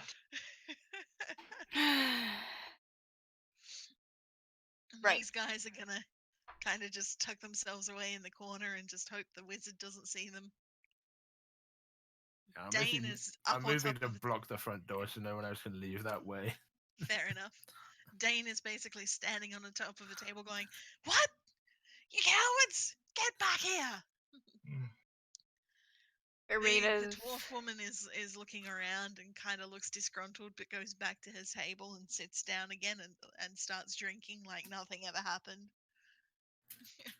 We have another dwarf friend. Yay! This one doesn't get stabbed under the beard. This one's going to hide behind the bar. This guy's gonna follow him. And so yes, basically everybody and this guy's gonna go running for the privy. And immediately dives down it, looking for a way out. Yes. Do we line them up against the wall to shoot them, or what do we do now? I don't have a gun, otherwise yes. To the bar. Escorting these guys back into Does the law bar. say? Well, Okay, we probably will want some backup to handle this number of people. yes. The law says that they need to be arrested, taken into the cells, and either pay fines or go before the judge, and depending on what the situation is. Shouldn't, yeah, I mean, at the very basic, I know, like, assuming it's anything now would be, like, we've got to book them all, we've got to interview everyone, find out what happened, and then, yeah, then charge them or whatever. Mm-hmm. And then we get more people in the car. Yay! Yay! Right. Pretty Ermina's much. escorting all these guys back inside. All right. Like, basically, we've got a lot of tedious work ahead of us. Mm-hmm. Lot of paperwork. A considerable amount of I paperwork. was- But if they all die in an accident, Where a tavern happened to catch fire. Indeed. No. who knows? Because a Bribes. meteor fell on it from someone praying loudly. All right. So yes. Thorn everybody- Thorn Pocket. go round up some more watchmen. We're gonna need to bring everyone here in. Indeed. I'll go check back here. Okay. I don't know if there's watchmen back there. Lead everyone in, just start pacing back and forth in front of them with my crown of fear. They all start like gathering up the unconscious people and putting them in a pile in front of the bar. Fair enough. So he goes here, If we offered unconscious bribes, guy do goes we here. take them? That's entirely up to you, people.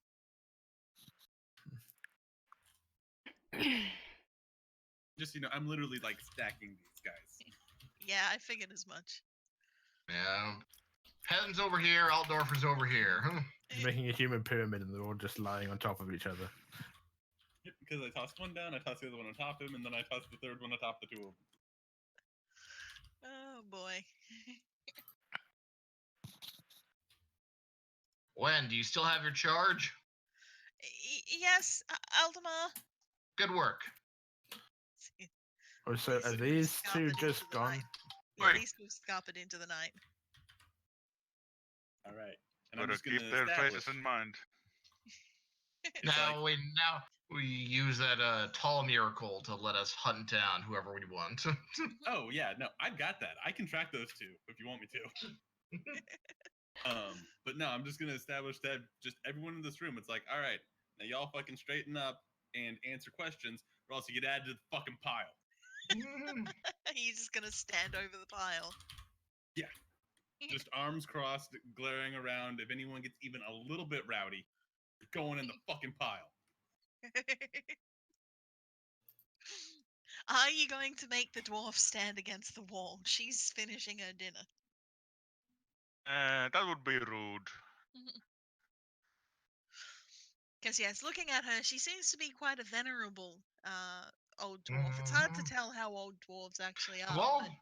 While waiting on everything else to go on for backdoor, Aldemar will actually take the initiative and say, Mina did it first. What? Okay. But yeah. I was saying, because everybody was talking, I was trying to get, because I placed her at a chair to sit down and ask what happened. Aldemar can do too. Dwarf. Yeah. Yeah, if you want to come over while Amina's See, we'll want to do that somewhere else, but that's what. She just looks up at you and shakes her head. Not going anywhere until I finish my dinner, Sonny. I like the dwarf. Yep, that's why Marina just grabbed a drink and just asked her. And she looks at the both of you. Now, I am thinking that you'll be wanting to know what happened here. That would be much what? appreciated. And she'll sniff and rub her nose and take a drink of her ale. As I was saying, it's hard to tell how old dwarves are, but you take it from the grey of her hair and the deep lines on her features that she's probably quite old. Well, it was quiet. We were having a nice dinner. Just enjoying ourselves, and those bully boys in the blue come in, start throwing weight around, wanting drinks, wanting food. They didn't start nothing, but they were sure mouthy, and I made sure that everybody heard it. And well, there's good men, strong workers, just trying to live their life. They don't need no big city people coming down and big city manlings coming and being all brash. Some of them might have took offense. Some of them might have thrown the first punch.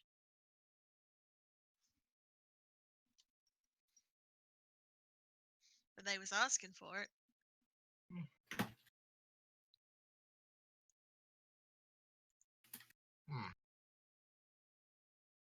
Let's see. What business brings you into the city, if I may ask? I'm a silversmith, laddie. Manlings pay well for dwarf silver. You live here in Ubersreich? I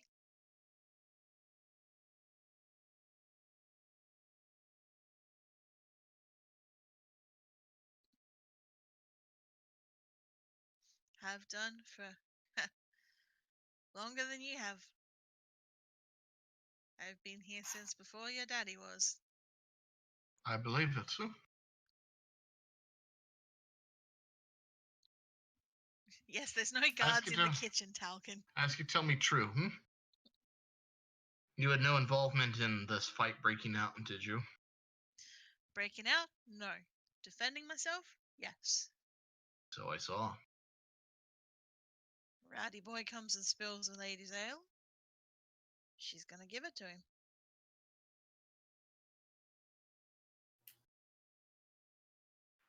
Talcon's going off 3, and he actually does try to find more Yep, to help. No problems.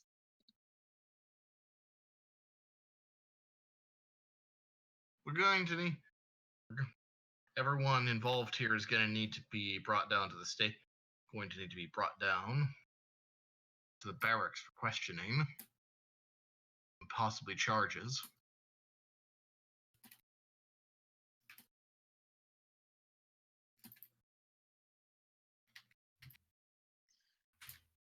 You charge an honest merchant for defending herself and her dinner? Of course not, but we can't assume anything. But we can't assume anything till it's all been sorted out. But soon some backup will arrive, and we'll have to start getting everything sorted. I think it'd go easier if you let my assistant over there escort you to our barracks now, so you can get processed early. She'll nod at that and kind of When? pat her mouth with a napkin. And when trots over, yes, Aldemar? I want you to escort this dwarf woman back to the barracks immediately while we await our backup. Let her go. Yeah. Let her go as soon as you get her out of sight of the barracks. Yes, Aldemar. I will take her straight back there immediately. And she'll Very kind of good. stand from her chair and she'll pat you on the hand as she passes. You're a good lad. And she'll toddle out with Wen. Manlings strive to follow Sigmar's example with mixed success. Yes. It's one of the tenets of the Sigmarite cult. You must be a friend to all dwarves. Friend Yes. to all dwarves. Indeed. Alright, let's get rid of this turn order. Okay. Alright. I am going to use Sergeant Rudy basically to represent a unit Patrols. of watchmen, a patrol. Rudy himself will have come along. He will have heard somehow through the grapevine that there was something going on at the Crooked Hammer, and will come strolling in. Basically, as Talcon comes back with the unit that the group that he's bringing along. Wow, Rudy, I always knew you were an absolute unit. And he looks around and he's like, well, now what's happening here? What's all this then? Pretty much, he's gonna do the what's all this then with the thumbs tucked into his suspenders and looking around at everybody. What's all this business then? You're arresting half the city there. When we arrived, this whole tavern was covered in fight with a brawl. Things are flying, bones being broken, a whole lot. Cordoned off the area, sectioned everyone off. figured we'd need some extra bodies around here to process this number of people, sort out exactly what happened and what charges file. I see. And so, what caused this rabble to start attacking our watchmen? Preliminary interviews suggest that there may have been some cultural issues between the Altdorfers and the Rivermen. Led to tensions, and it seems that a fight broke out. Hard to be too certain on anything more specific than that. I see. I presume someone pulled this guy out of the privy and lined him up. Presumably, yeah. See. Well, and Rudy will start barking orders at the guards the watchmen who come in with him. He'll basically start getting the rivermen, the commoners arrested and let out of convoy. He'll also make his way over and give the Altdorfers a bit of a bollocking about bringing disrepute to the colours and letting themselves get caught up in a brawl. And he will quite specifically point to Vilfrus and you'll hear him admonishing him for this not being the first time that he's been in the center of one of these brawls, and that he'll get back to the barracks and he's going to report to the stocks immediately. And Vilfrus will give him a look and then nod, and with his head high will kind of march to the door and out, and the rest of the Altdorfers will follow him. And while all of this is happening, Amina, Yep. the bar owner, Gert, will turn to you. She'll look you up and down, and she'll nod.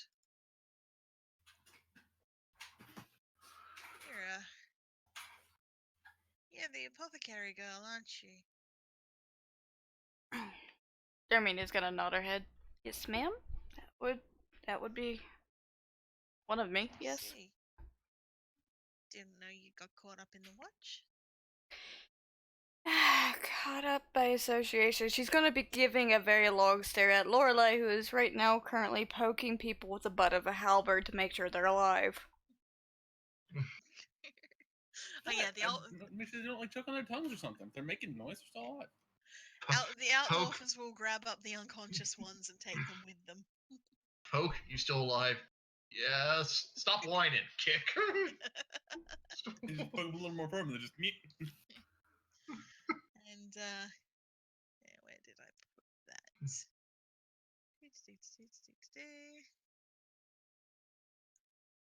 I will continue to beat you until your disposition improves. Oh, hiccups. The beatings will continue. So Gert nods for a moment, and well, glad you came, love, because this was getting messy, and I appreciate you all years trying to get this quietened down without causing too much damage. And she'll cast a very telling look at Thomas, and then look back to you. I figure it could have gone worse. Marina's gonna give Gert a gentle pat on the shoulder and say it could have been much worse. Thankfully, she's gonna give Thomas a look and Lorelei a look. Thankfully, things didn't get out of hand. Indeed. Meanwhile, Theobald's the one that clonked someone over the head with the bottle, and she's just not even batting an eyelash because she didn't technically see it. Indeed. So I'm just gonna find something real quick.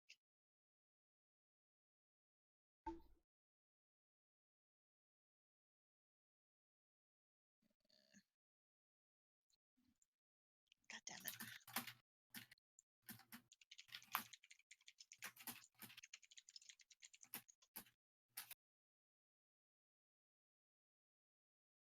in this tavern. The other tavern I was told to set on fire. But she knows it could have been much, much worse. And then there's Lorelei, who incites riots. I know how to show restraint. To be fair, is the most riots any of us have started. I just want to throw that out there. True. Also, it took us a day. We went from in the town to starting a riot in a day. It didn't take a day. It took you about 10 hours. Not even. About 6. Very good at what we do. Anyway, we'll get all that sorted, I guess. Yep. But yeah, she nods. Can you wait here a moment, dear? There's something I just need to check very quickly. Mm.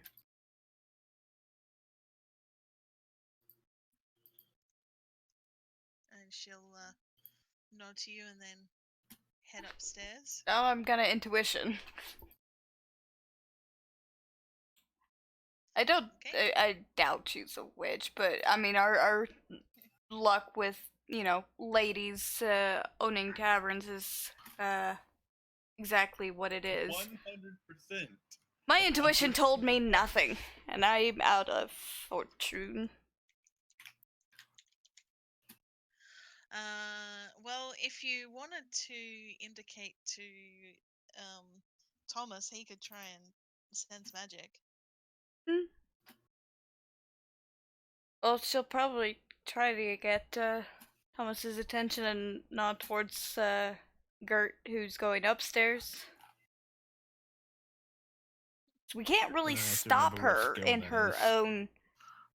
We can't really stop her from moving about in her own establishment. I mean, we can. Yeah, I say we can because Lorelei, but Ermina's not going to because she's oblivious to it at the moment. Whatever might be going on. I'd say you give me the nod, and I will tackle whoever you indicate for me to tackle. But yeah, sorry, what did you say, Alto? I said I can't remember what I test to actually see if I can detect magic around people. I can't remember what I got you to test last time either. Was it just perception, maybe? I can't remember. Just roll perception. I was gonna say maybe language magic, just to. Yeah, or that, or a language magic test. Because one of these things is not like the other, because one of them is like 30 points higher. Yeah, I'll say language magic to see if you can detect the winds of magic.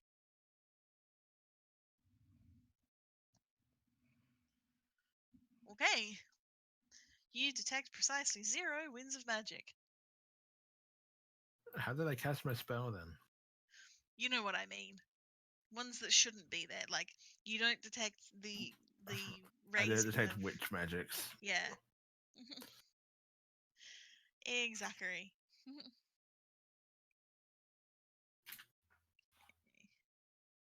You detect your own wind. Oh, that's horrible. It's like sulfur.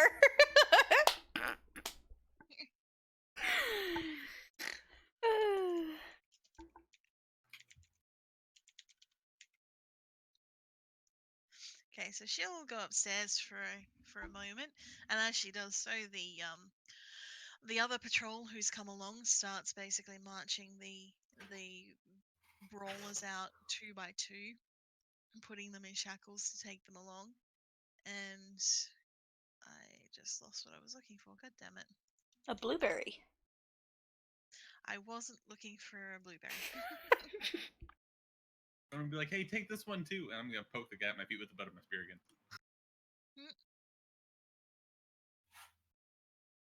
Don't forget this Don't get one. left behind.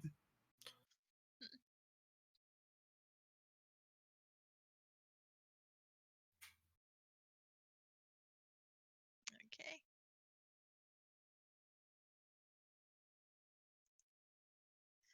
All right. So, and she'll be gone for a few minutes, but as she after a few minutes, another woman comes downstairs, looks around, and makes her way over to you. And she'll nod to you. I believe that you and your compatriots have been instrumental in helping stop the unpleasantness here tonight.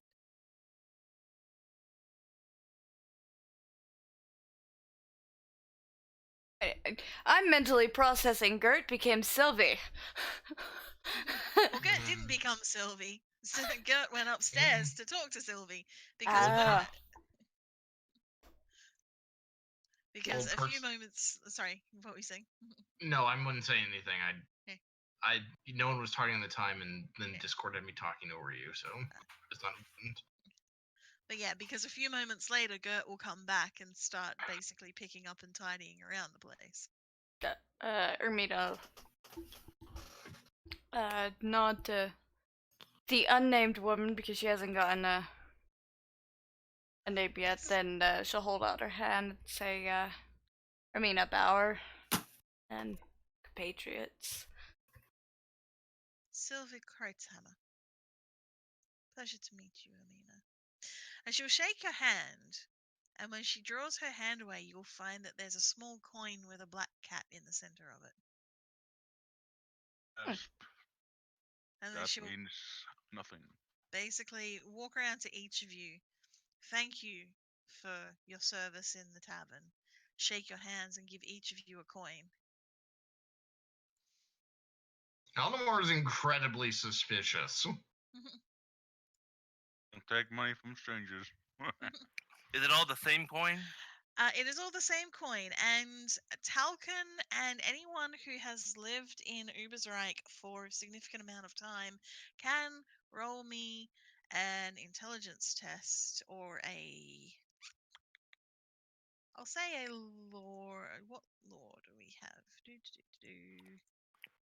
Also, I bite the coin. Well, you can bite the coin. It's just made out of metal. It's Arr. silvery metal, not gold. No, but it's still. Lorelei has seen people bite coins, so Lorelei bites Yeah, the coin. I would say Lore Reikland would apply for this as well. Oh, Man, don't I get worry, Aldemar is super intelligent. Oh, wow, you actually Aldemar made is super intelligent. Okay. Oh, I just barely missed it. Aw. Talcon, you would actually have a bonus, Talcon, for being a long-term member of a long-term citizen of Ubersreich, but not only that, for being a halfling, because you'll get a plus 20 for this because of the fact that this is the symbol of the crosses, which is basically a Ronaldian cult.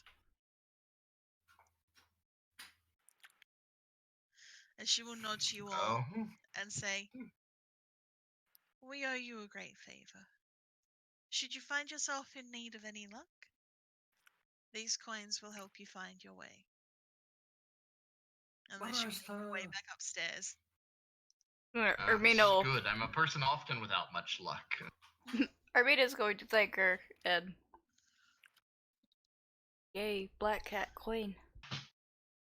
So yes, basically this coin is a symbol of the favor of one of the cults of Ranald in the city, and that you can use it to gain assistance from the crosses at some point in the future if you need it. Oh, Aldemar's happy. This could be an entryway to cracking down on those goddamn self-righteous thieves. Ronaldians. Indeed. Maybe they'll finally stop cheating at cards. Cheating at cards, requires them to actually play cards against you. Which means you're gambling too. Yes, indeed. And with that, it seems that the business at the inn is done. The sweeping up and cleaning up will be done by Gert.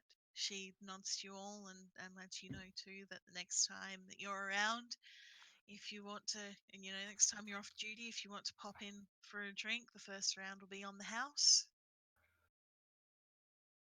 And that is a not so explicit way of saying get out. Yeah. Yep. Because once you are out, here is done. Indeed. Everyone steps out, steps back in. How about that drink? No, because as soon as you're outside, the door is locked behind you. It's a pity. She had excellent bread. This house is clean. Indeed. She's tidying up. Well, we did it, everyone. I'm not sure what we did, but we did it. Armina's gotta look at Except for Theobald Bartley. and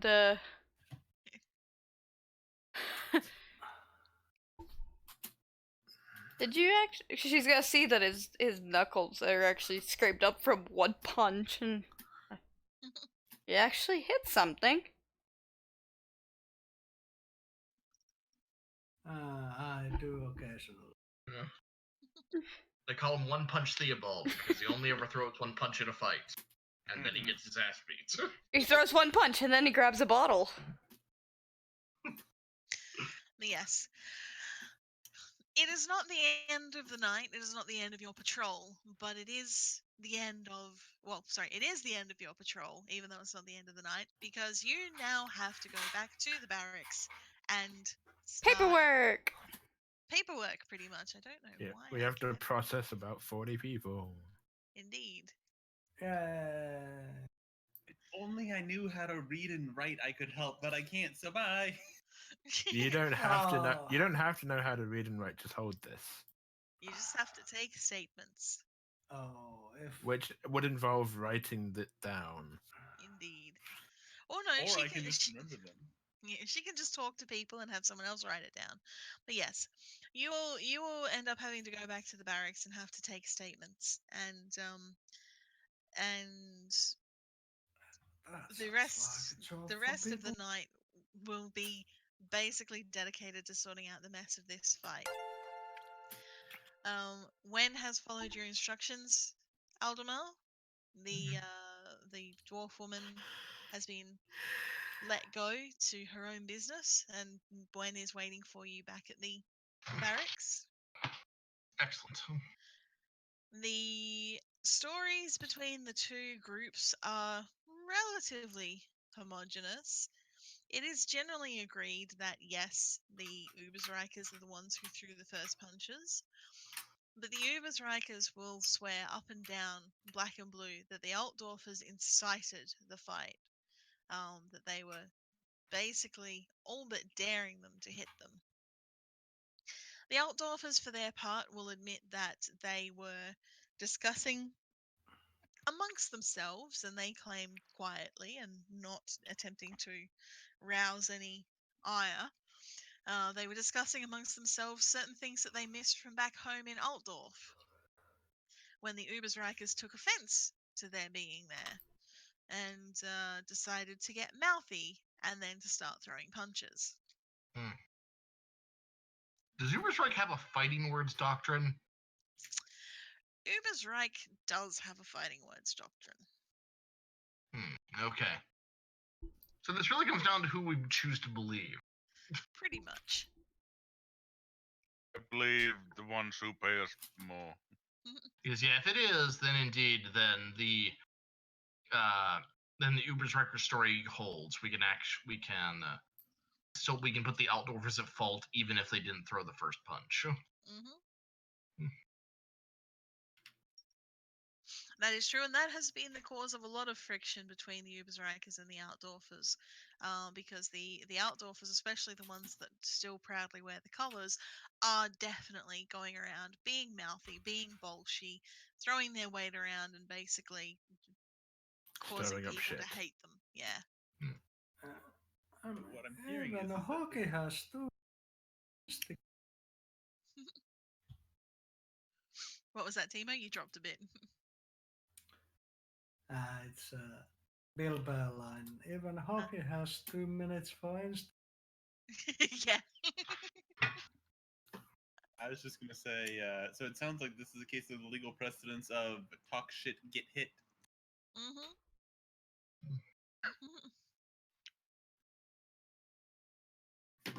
It very much is.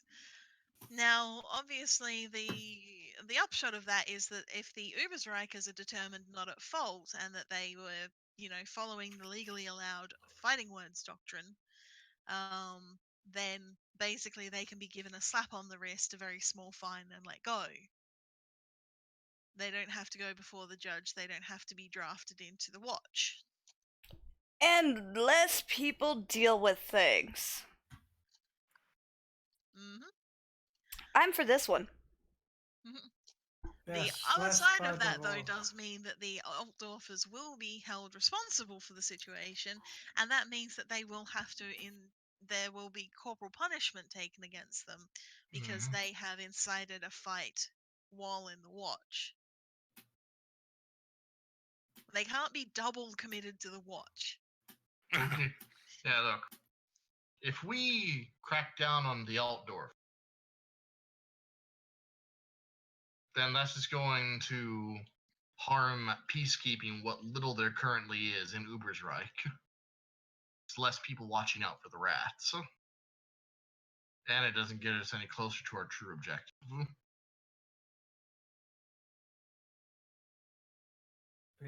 Ermina's just going to raise an eyebrow and say, by the letter of the law, they're technically accountable.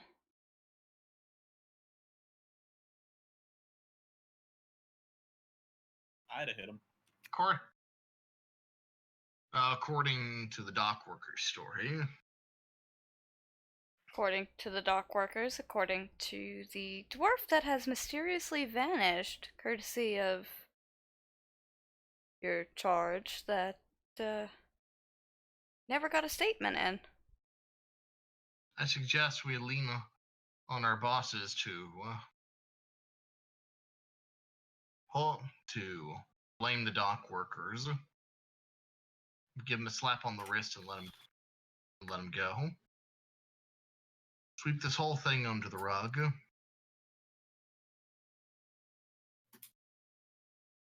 We don't really have a lot of clout to do a whole lot of leaning here.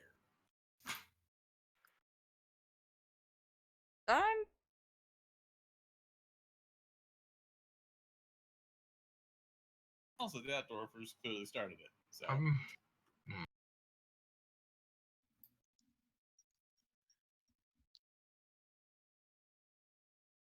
I'm going to see what I can do, and I'm going to take the larger view of the circumstance.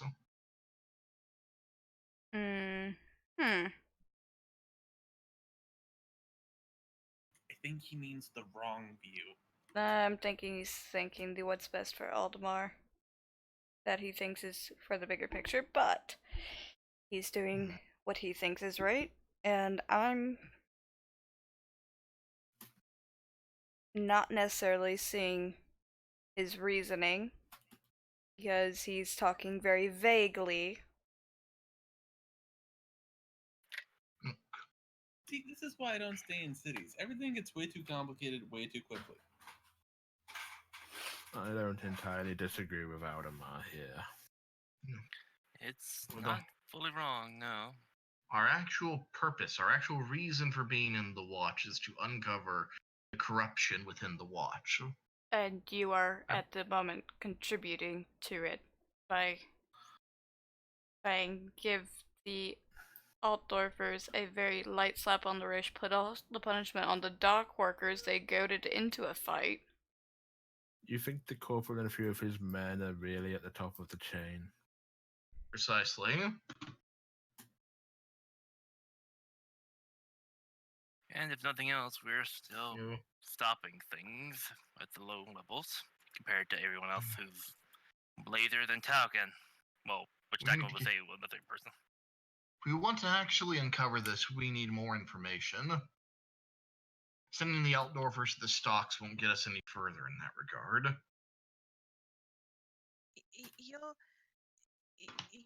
You're saying if we do this, they might think we're on their side and be like and tell us more of what's happening? Correct. It's pretty clear. It's about the strongest proof I could provide that we're trustworthy. I've already been working on it, but there's certain walls I'm having trouble breaching. something like this could, at the very least, convince them absolutely that I'm trustworthy. Possibly even the rest of you. Or at least that you're willing to go along with them and help them out in a tight spot. And then we might uncover more.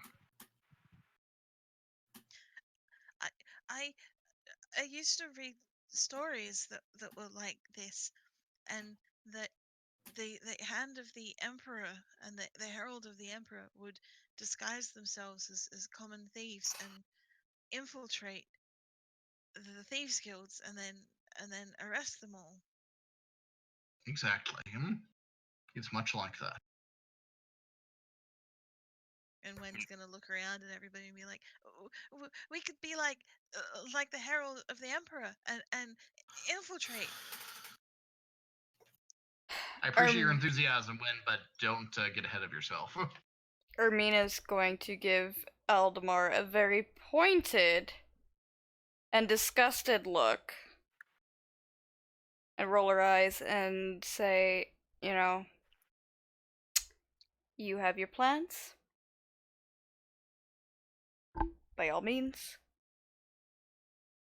Continue doing whatever thing that you just don't leave me out of it.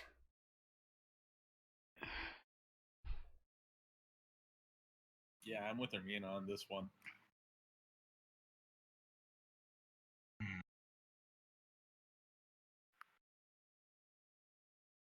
Just don't get in over your head, Aldemar. I'm trying. Anyway, well, Aldemar then is going to leave, and he's going to try to find the people who are going to be in charge of deciding what to do on this case. Because so many of the people involved were the Altdorf footmen who are now watchmen, it will be Captain Pfeffer. It's going to go straight to her.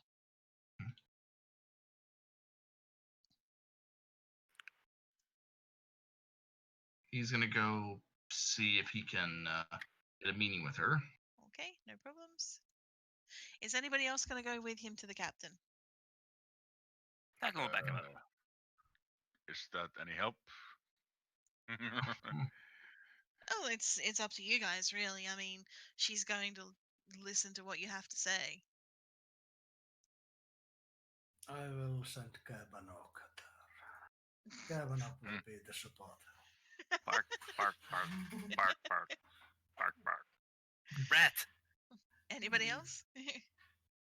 I guess Tebalt will accompany Kabanok. To translate for him. Yes. I suppose I'll go along since I am kind of at least in agreement with his plan. Okay. So I'm thinking Ermina and I are out. Yep. I want to hear more about this plan. Okay. Owen, what's your thoughts on the matter? Well, we do have the thing. Yes, it is correct what Aldemar says that our duty is to uncover the corruption, and I don't think Lena cares about like low-level corruption. So we have to get deeper. Way to do that, then yeah, probably. Okay, fair enough. So yeah, it looks like it is Lorelei and Ermina. All right, so they will be off doing their own thing. Okay. All right, so yes, Captain Pfeffer will see you all. She is in her office despite the very early hours of the morning, but you can tell from the state of her hair and the fact that she's yawning quite broadly, it sounds like she's woken up to deal with this mess. How can I help you? Just wanted to say, sorry about this, Captain. It's a real mess of a situation you've had dumped on you. It is. It is. I would have liked to be able to sleep through the night, but it is not my lot. Tell me, what are your findings about this brawl? It's an ugly situation, no two ways about it. And given the records and dispositions of some of the people involved, I can see how things would lean one way or another, but there are some things I feel I've got to say. Mm.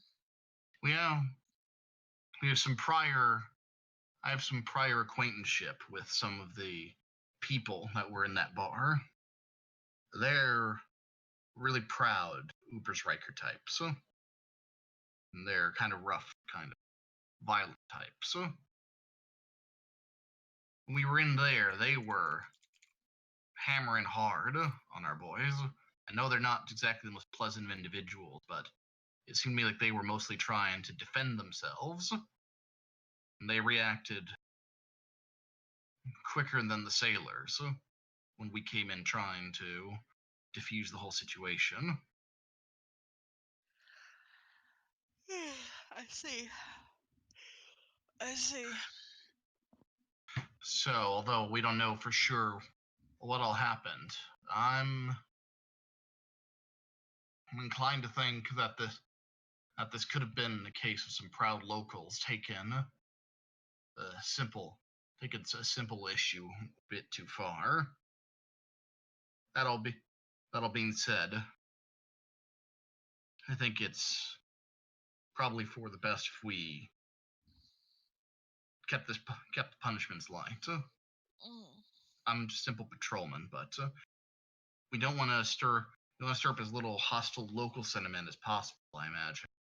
So we don't want to go too hard on people that roughed up some foreigners. But on the other hand, it's also probably for the best the image of the city watch if we don't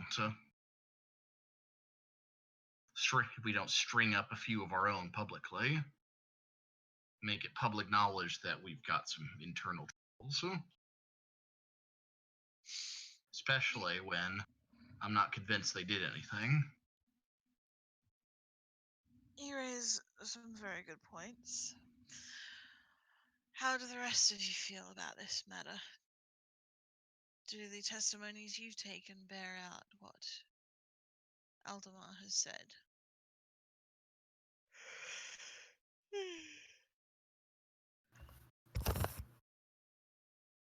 Well, locals swear blind that the men of the guard incited violence. Can't necessarily take them at their word. Maybe they just got a bit too drunk and wanted to start up a fight with someone.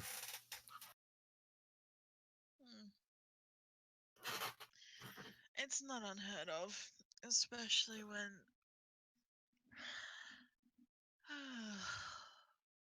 Sigma, take me. That was what I was looking at. Especially when Vilfress's boys are around. They keep wearing the collars, and it upsets the locals. But I can't tell them not to wear it. This can't go unpunished, though. I will take your advice into consideration. I'm inclined to say fines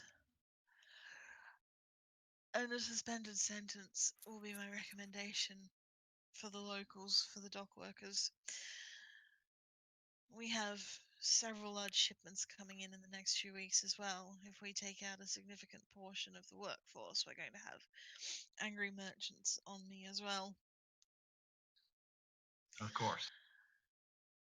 Vilfress cannot be allowed to go unpunished for this, though. As I said, he is... Oh, as I have had indicated, he has been at the center of more than one of these.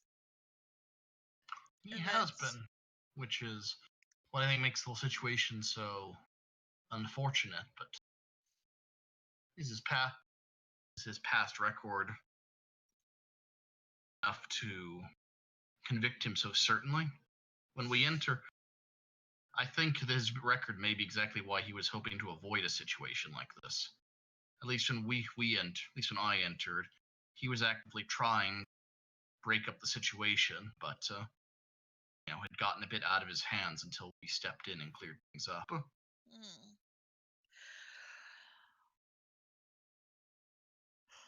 It is unfortunate, but if the smell keeps coming from one's own shoes, one must look at one's feet to see what dung he has stepped in. I believe it necessary to remind the Aldorfs of their place. And to that end, they will not be publicly pilloried, but they will be given a barracks punishment. 10 lashes for each of them. I will recommend this to the sergeants in the morning. You may go now. Thank you, Sarge. Thank you very much for your time, Captain. And she'll nod and usher you out of the room. Otherwise, gonna. Okay, this is good. This is good.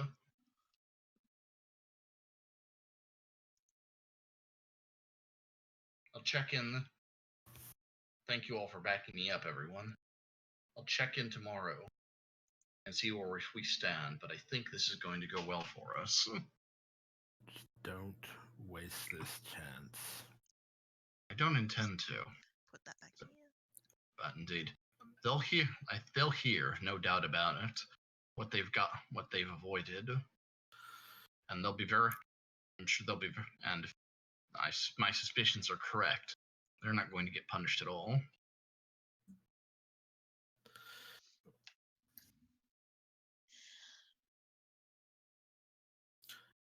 Well, if you're befriending them, perhaps encourage them to maybe lay low for a little while on these sorts of actions. If I run into them and doing this sort of thing again, I don't think I'll be holding back as much.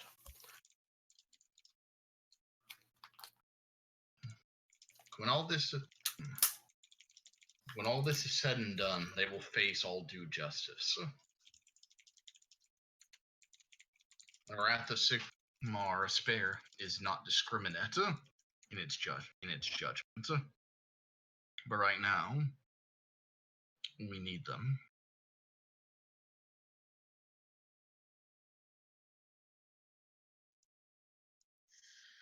Okay, so yeah, Lorelei,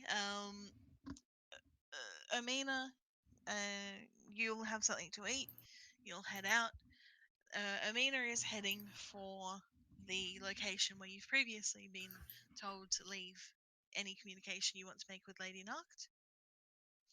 And she's going to take the time to write a letter while you're there, leave it in the delegated hiding place, and then that will be your business done. Yep.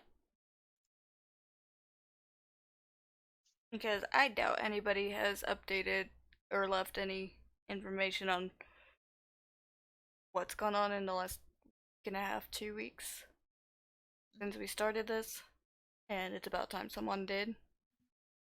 Yeah, that's a pretty good assumption. None of you have taken the time to step out and do that, so it is probably a good juncture to give her an update on what's going on. Though you can be reasonably sure that through her own means, she's probably also Been keeping an eye on what's happening. But yes, and as I said, once you've left the note, if you go back later that morning or sort of later the next day, you will find that it has gone. So it would seem that it is being read by someone. Someone.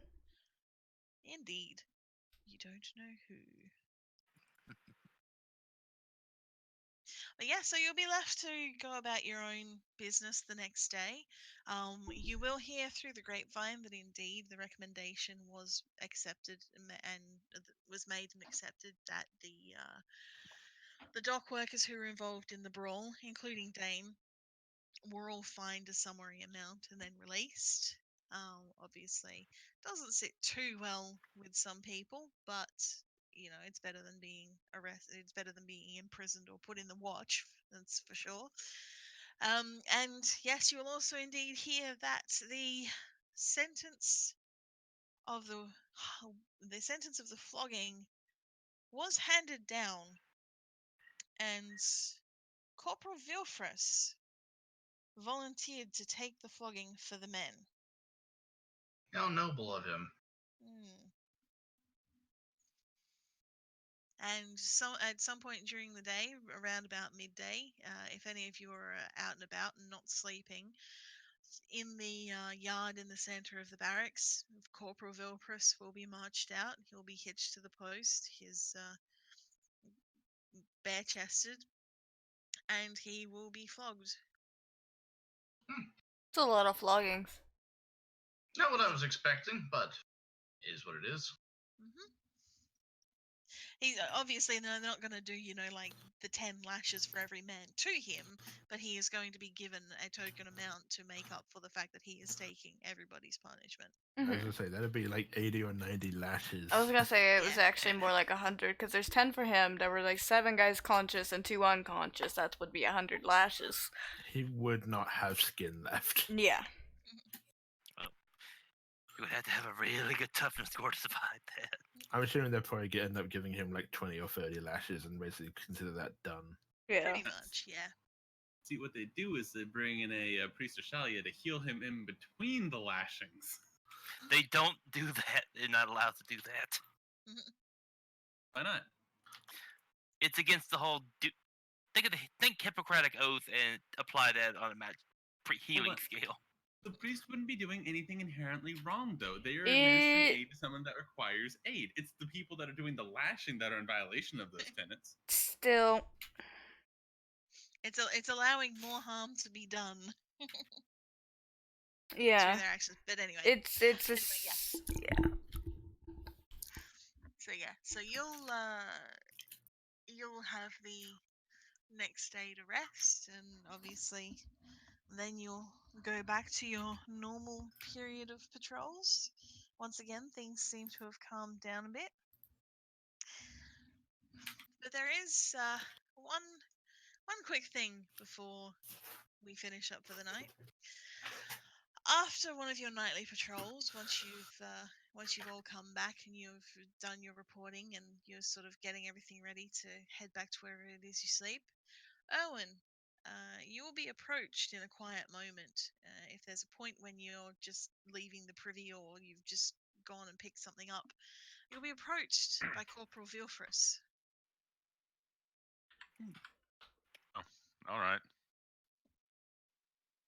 And he'll nod to you.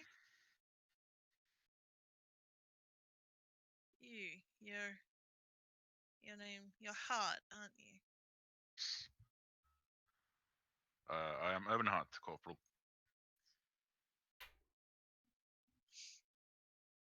Call me Edwin. I just wanted to say, Owen, that I appreciated the skill you showed during that fight the other night. You've got a hell of a punch.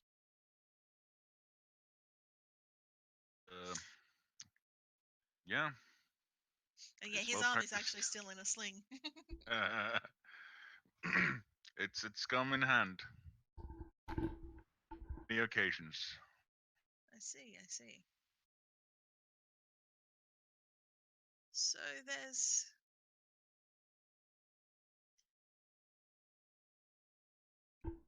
the lads and we've got a bit of a group and let off some steam on occasion on our days or nights off.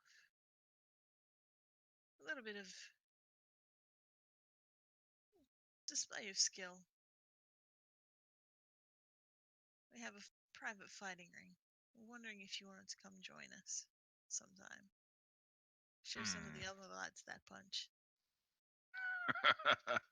Oh snap! I think Alpha might be onto something. But yes, yeah, I suppose inside Evan's head, and he's like, "Hey, this might be my way in."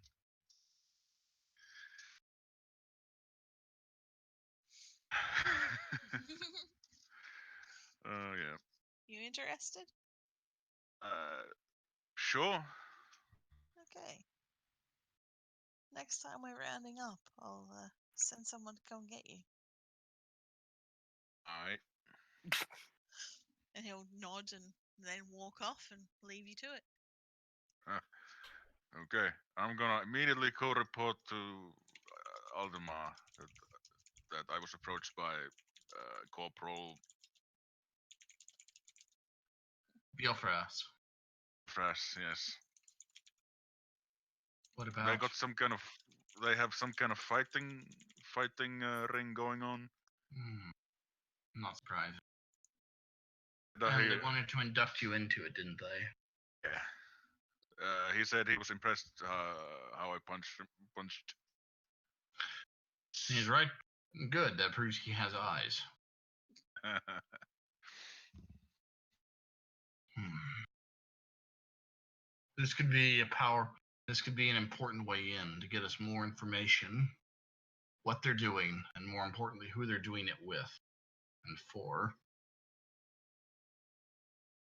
But it could also be extremely dangerous. And I can hardly, in good conscience, ask or demand you to part in it. It could be a great help to us and to the Empire, but it could also be quite dangerous. Dangerous than fighting rats.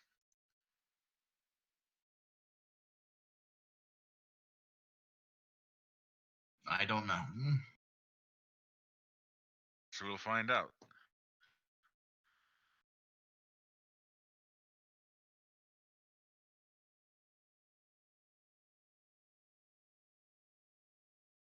If you're willing, then I suggest you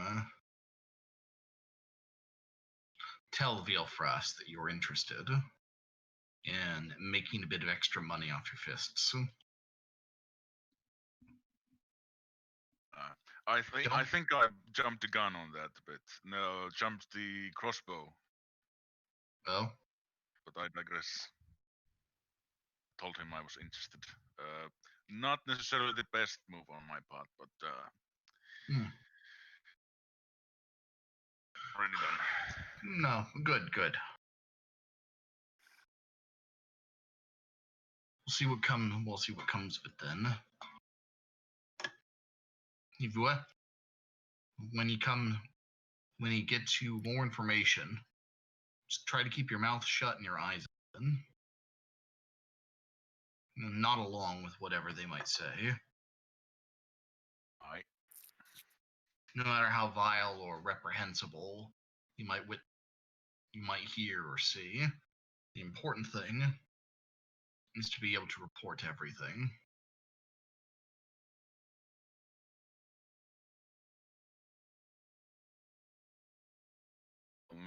I'll make sure I will.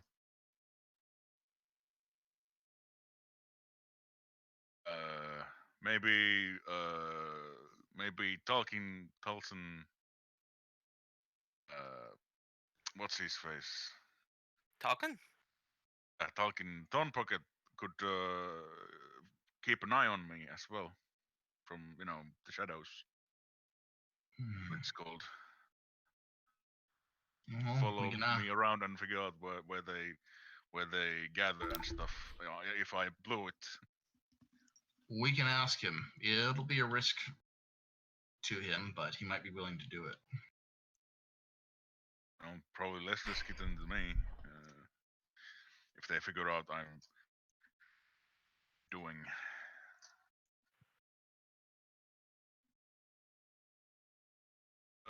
Yeah, we'll see.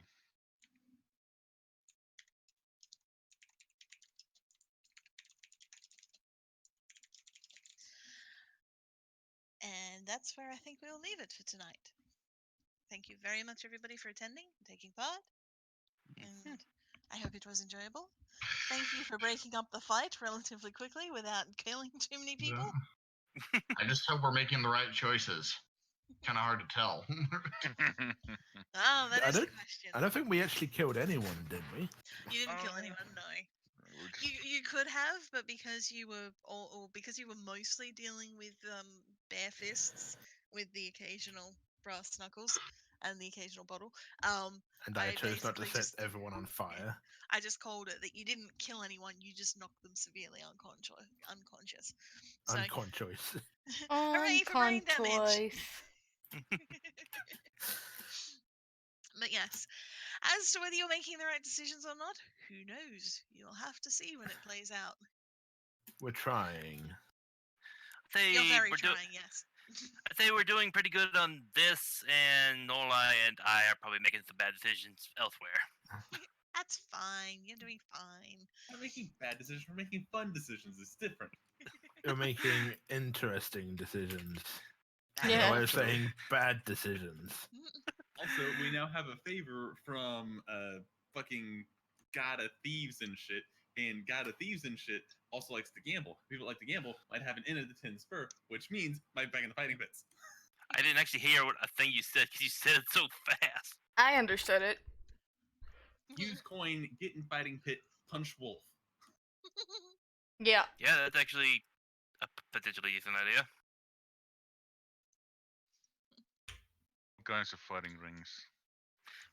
I don't like all sorts of writings, as long as there's gambling involved. Well, yeah, but the best bet for you to infiltrate is probably to covertly follow them to wherever they're going, and then try to pose as just, someone that wants to come in and see the illegal fights.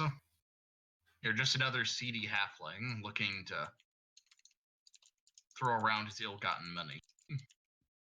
Exactly. Hold on. I have an idea. To use this in conjunction with my plan at the 10 spur to establish Talcin. Is it Talcin or Talcin? Is it a hard C or soft C? I don't know. Talcin. Alright. Heart. Yeah. Alright, so Talcin as a fight manager. Me and Erwin as his fighters. Oh god. Mm-hmm. I think that's trying to convince me to fight. Nobody would fight See a the wizard. The fist fighting wizard. See him today. I'm actually surprisingly good at it. Yes, but people aren't stupid enough to come up and punch a wizard. Especially when they're on fire. I'm not always on fire. You Most of the look time I like it. just You look like style your Vegeta. hair to look like it. Most of the time I look like Vegeta. Again, you style it to look like it's on fire. That's just how their hair actually kind of looks. I'm calling it he Saints just have styles very it. Stiff hair. Yeah, if I were a Wizard of Life, I would basically look like a hippie. Yep. It's the whole channeling the magic thing and kind of It alters their actually body a bit. Yeah, it alters our physiology completely based on whatever kind of wizard we are. Yeah. It's why they're always gingers, despite the fact that the Empire doesn't seem to have any, aside from halflings. Again, you style it that way. No, I don't.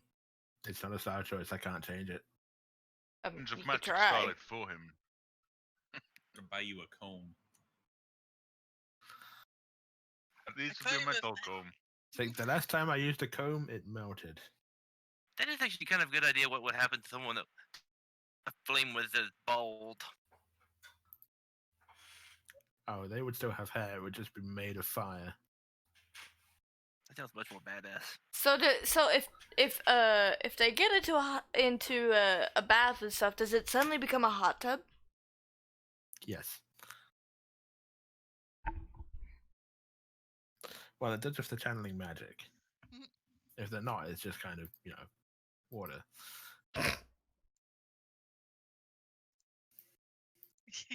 Suddenly It sauna? means you can save on heating costs. I know, right? Just channel for a little bit. It's fine. I think, Just don't blow you anything up. You want the bath water hot, just to start channeling, accidentally possibly destroy a crop of corn somewhere nearby. Yes. Oh, as weird as it sounds, Lorelei does have a point that having Talcin help, because I think I have the better charisma out of Arwen and Lorelei. Well, as I'd say, straight fellowship, probably not. But you probably have actual trained ranks in the things apart from intimidate. What's your fellowship? Let me look. Also, 42. everybody 43. enjoy 150 XP. Okay. I was just about to say what was the XP gain. Yes. How much again? 150. So we are at 1700. Nice even number. Hooray! More points in toughness. More points in toughness. What? So how much do we get? 150. 150. Yes, 150. So you should be at 1700.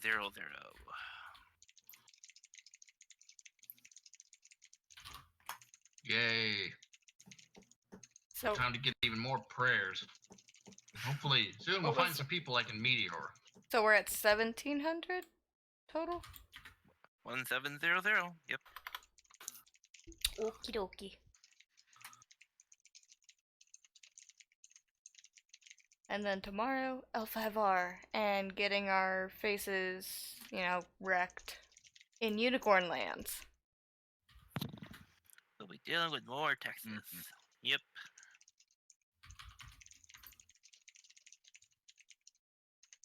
Indeed. Tomorrow. Thing. I hope guys enjoy it. It's I'm hoping it'll be good. And It will be. Indeed. And thank you all for taking part. catch you guys later. Thanks for running. Yep. See ya. Have a good one. See All right. ya. Bye. Yeah. Hey.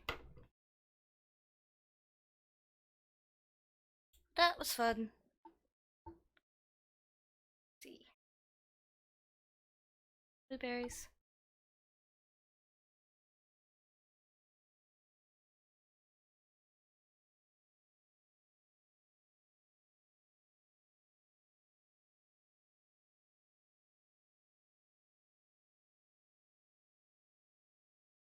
Alright, I'll send you guys over to someone.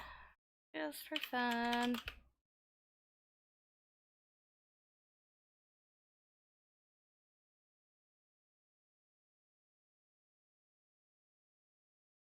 I've never seen Remnant Ashes, so this will be interesting. I'll see you guys later.